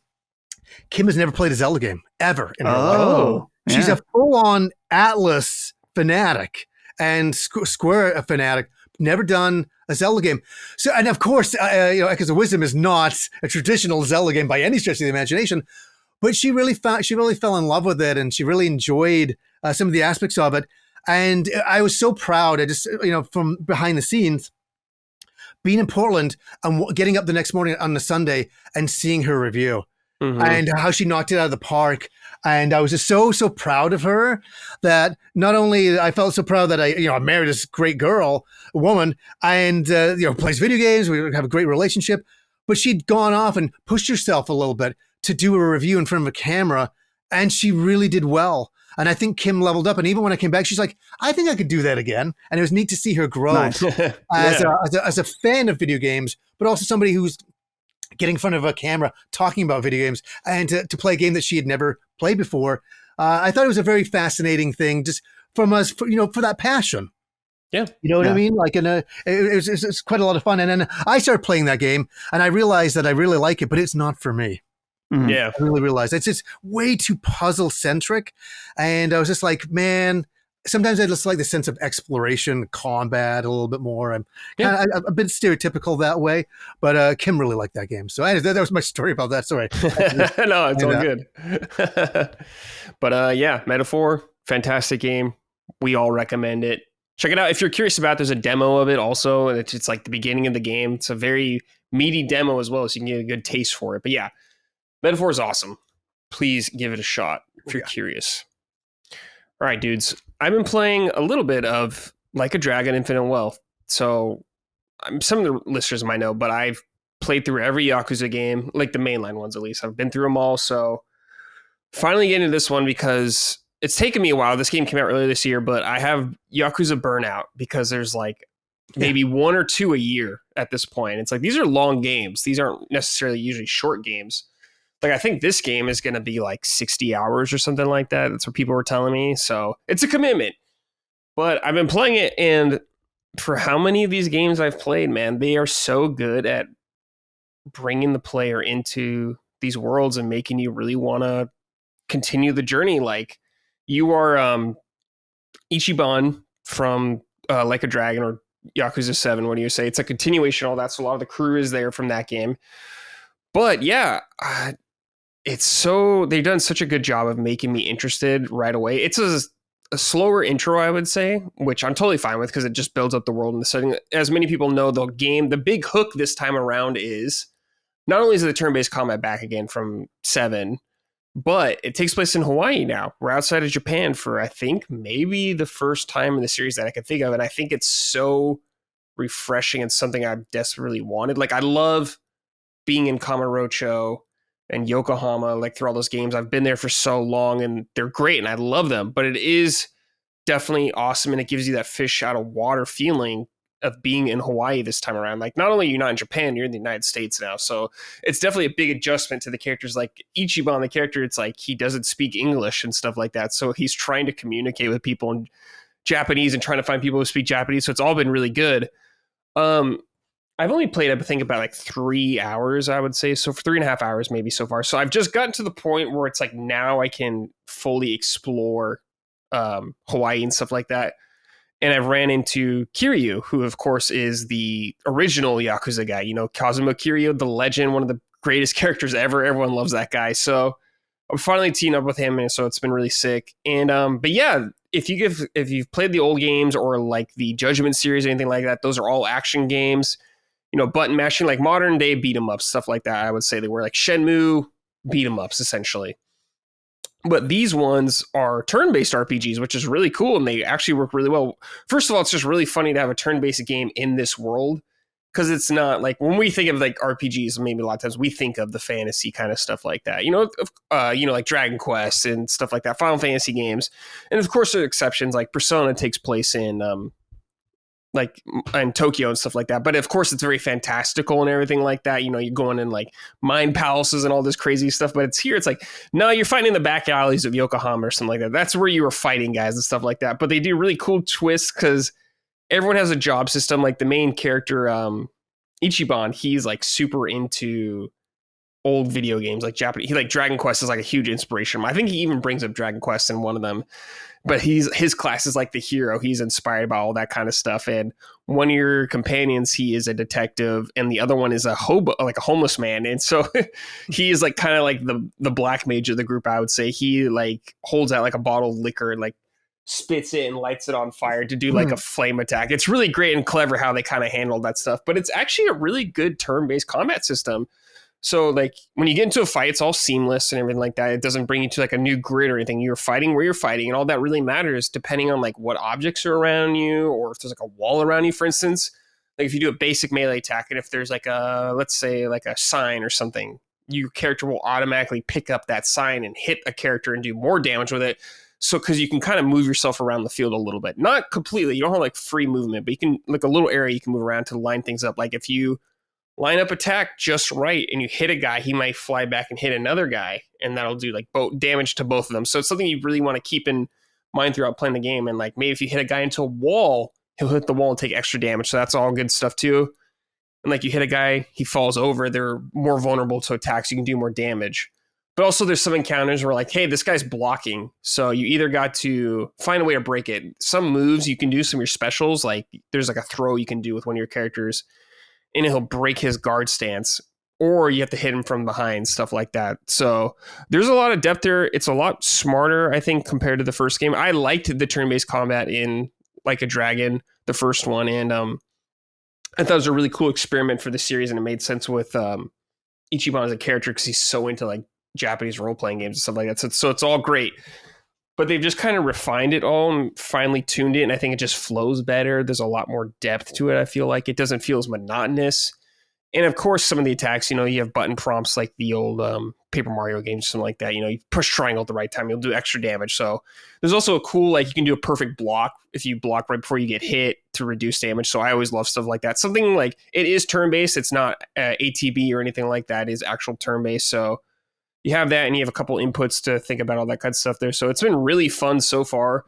But man, these games are extremely dense.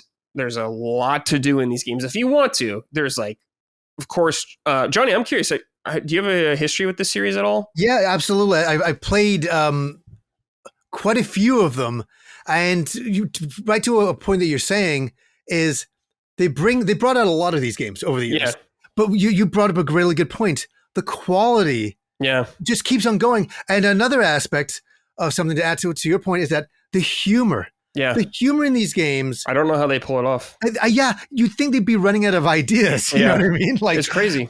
I know. Like playing some of these games over the years, I'm just like in awe of like, I can't believe they did this in this video game. Yeah. They have like Japanese businessmen wearing diapers running around, and I'm like, this is wildly crazy stuff.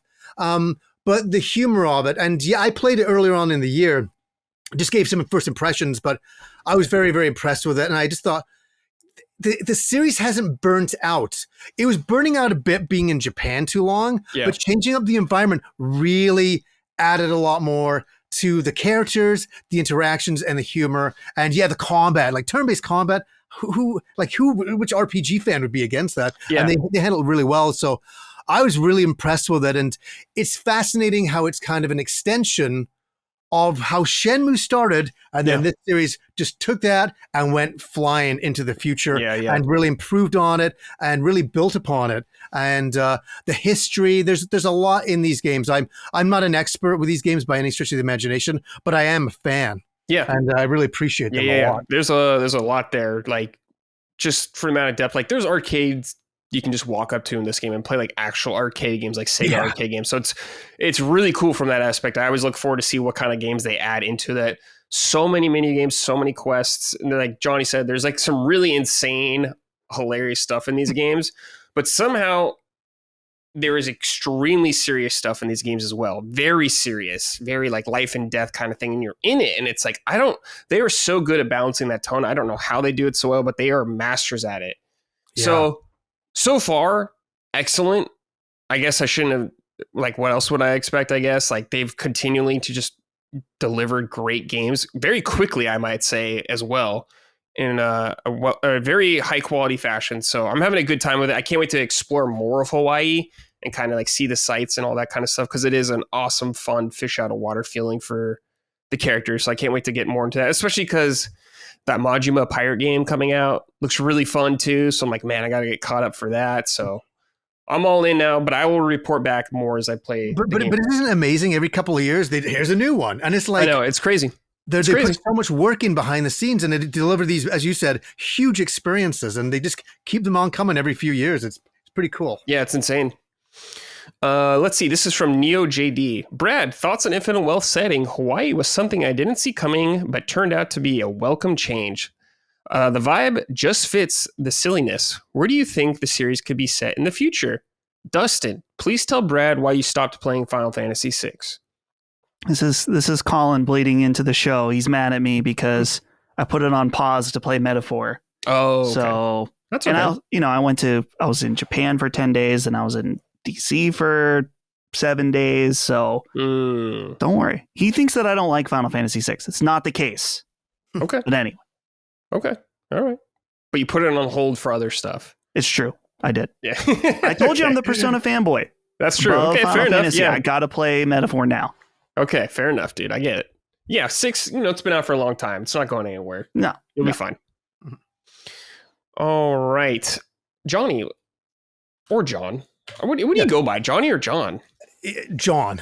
Yeah. Actually, Kim always knows when we're out and somebody comes up and goes, "Hey, Johnny." She always knows it's somebody who watches the show. Yeah. It's pretty funny. But it's a long story with the name Johnny Millennium. But when I came onto YouTube, I had this old name from when I was younger. I kind of created called Johnny Millennium. And I was like, well, I guess I'll just use that name. Like, this is like 2008, right? So I'm like, oh, I'll use that. So that name stuck. And I didn't know that it would all these years. So it's kind of, so anybody comes up to me and says Johnny or John, it's all good in the hood for sure. Yeah. Cool. All right. Let's talk about Silent Hill 2 remake you've been playing.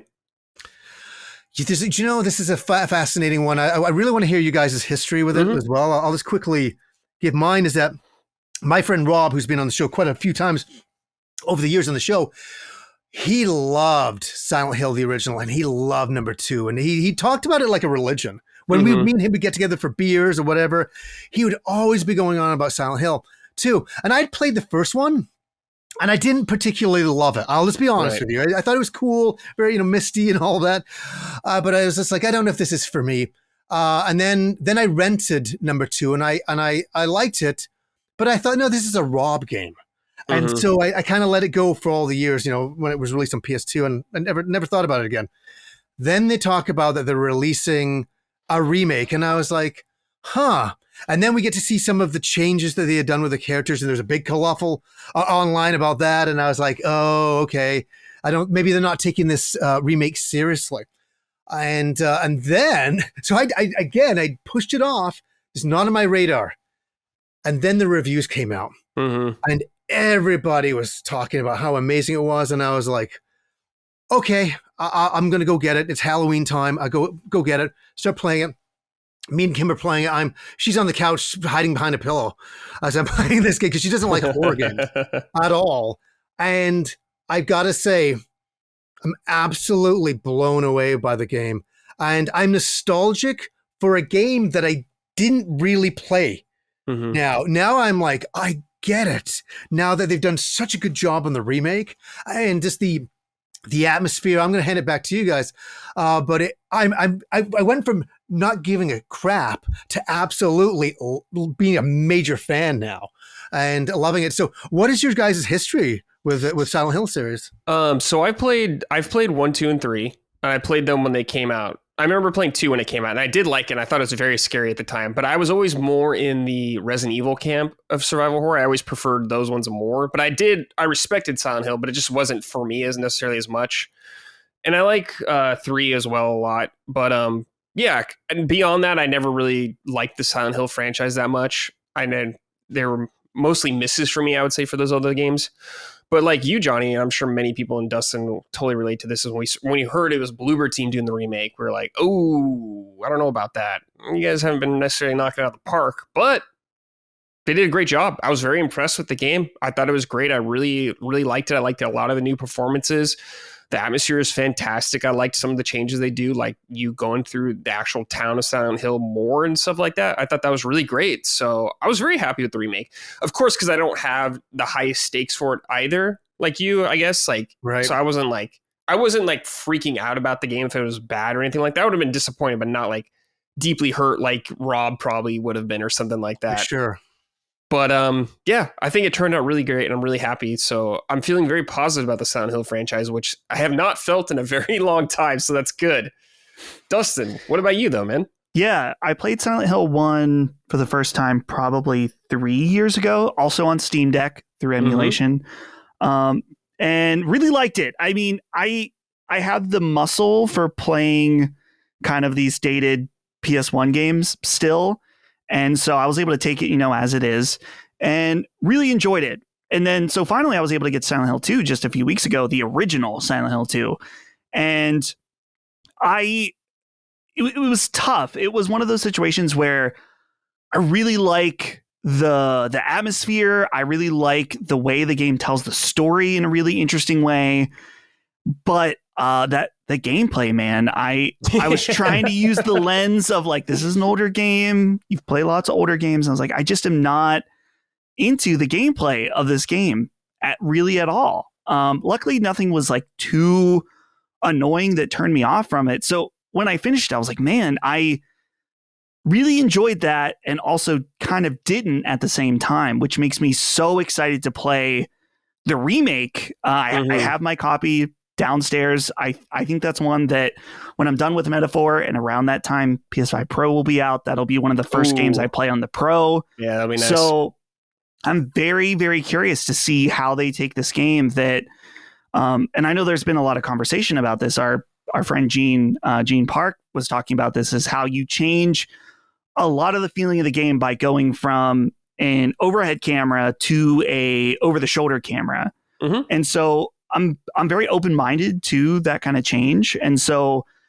I'm just very, very curious to play the remake, because I'm thinking about some of these scenes where it's like there's the kid who's eating pizza and like the voice acting and stuff. And it's very charming looking back on it. And I'm like, hey, James. Yeah. Hey, dude, it's great. It's like, it's awesome to look back on it. But I'm like, if you're going to remake this and make it serious for a modern audience, there's going to be some tonal changes and things like that. So I'm just really, really excited to play this game. I'm so excited that it came out good, because as you were saying, I was a big naysayer of Bloober Team, and just based on the track record, what I played of the Medium, I didn't really like. And so it felt like a bad decision to give this game to that team specifically, but clearly very happy to be wrong and very curious about the future of Bloober Team and what they decide to tackle next.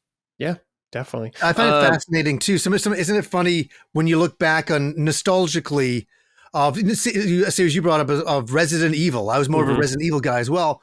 And then Silent Hill, the number 2s were the ones that are the real classics. The breakthroughs.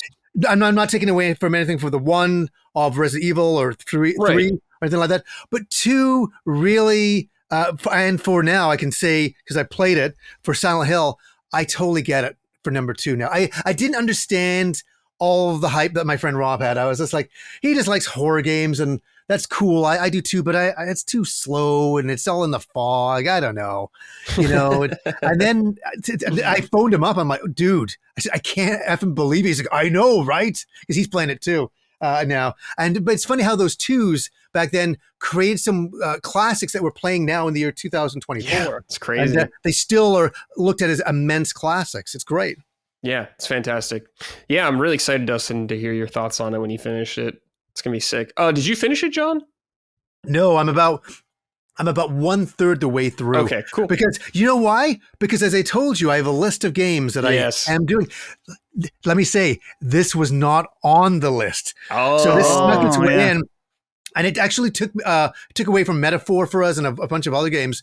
But it was so cool. I'm like, I have to do this. So it's definitely one that I want to go back to for sure. But Yeah, it snuck in. It was not on my bingo card for 2024 that I would love Silent Hill 2. Yeah. It's exciting, isn't it? It's exciting when you discover a game and you're like, wow, I was wrong about this, and this game is amazing. And it's a lot of fun. Such a good feeling. Yeah, it was a great feeling to play that game. Like, wow, this is great. They nailed it. So I'm very happy about it and very excited for the future.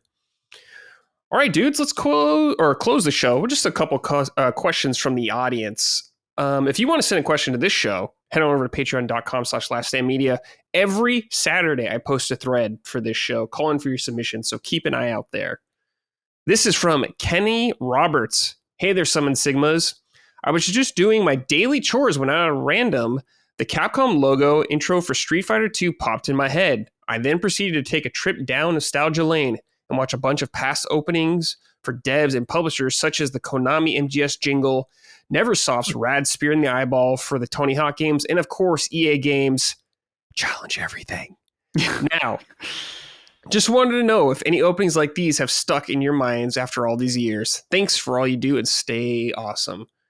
Got to be the Konami one. I can hear that in my head right now. Yes, and especially he just mentioned the Capcom. You know, that on the screen. And even like certain things, like when I hear, and this is not like just a company, this is like a machine. The PS1 opening, when I hear that music, it does something mentally to me that I cannot describe to a human being. I can't put it into words. Where I'm all of a sudden 22 years old again and living in my parents' basement. It's like, it's crazy. Mm-hmm. And when I hear that, I'm like, ooh, like shivers go through me. It's beautiful, beautiful stuff. Yeah. Dustin, what about you, man?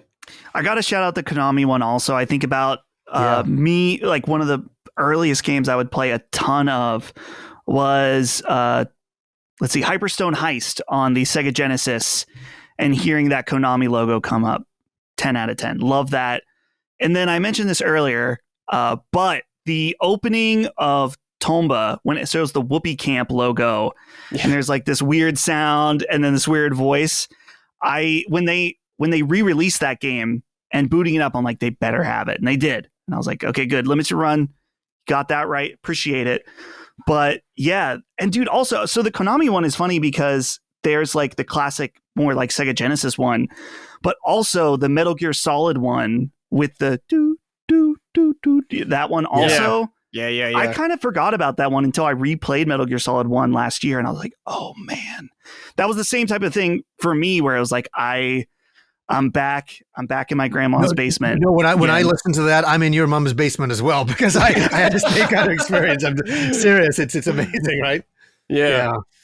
I think, like, of course I remember the Capcom and Konami one especially, but I really think about a lot of the console ones actually too, like the startups of the consoles. Of course, we all remember the PS1, like thing going off like there. But I gotta say, the Dreamcast. Oh, definitely. My favorite. Bloop, boop, boop, and like the little spiral. Oh. Then it goes boom with the kind of hum afterwards. It's like it takes you back to a certain time in your life, and maybe it's just because we're getting older that like it's a nostalgic thing. Of course, it is. Yeah. But boy, it just kind of reminds you of all of the games you played. Like when you hear that sound, I bet it reminds you of all of the experiences you had back then with those games. Yeah. Amazing. It's really cool. Shout out to the PS2 boot up. I also really liked that as well. I like that too. Something about that. Yeah, it was great. Yeah. Loved it. All right. Final question from T-Bone here. Can't wait for my PS5 Pro so I can play Vampire Survivors. Just kidding.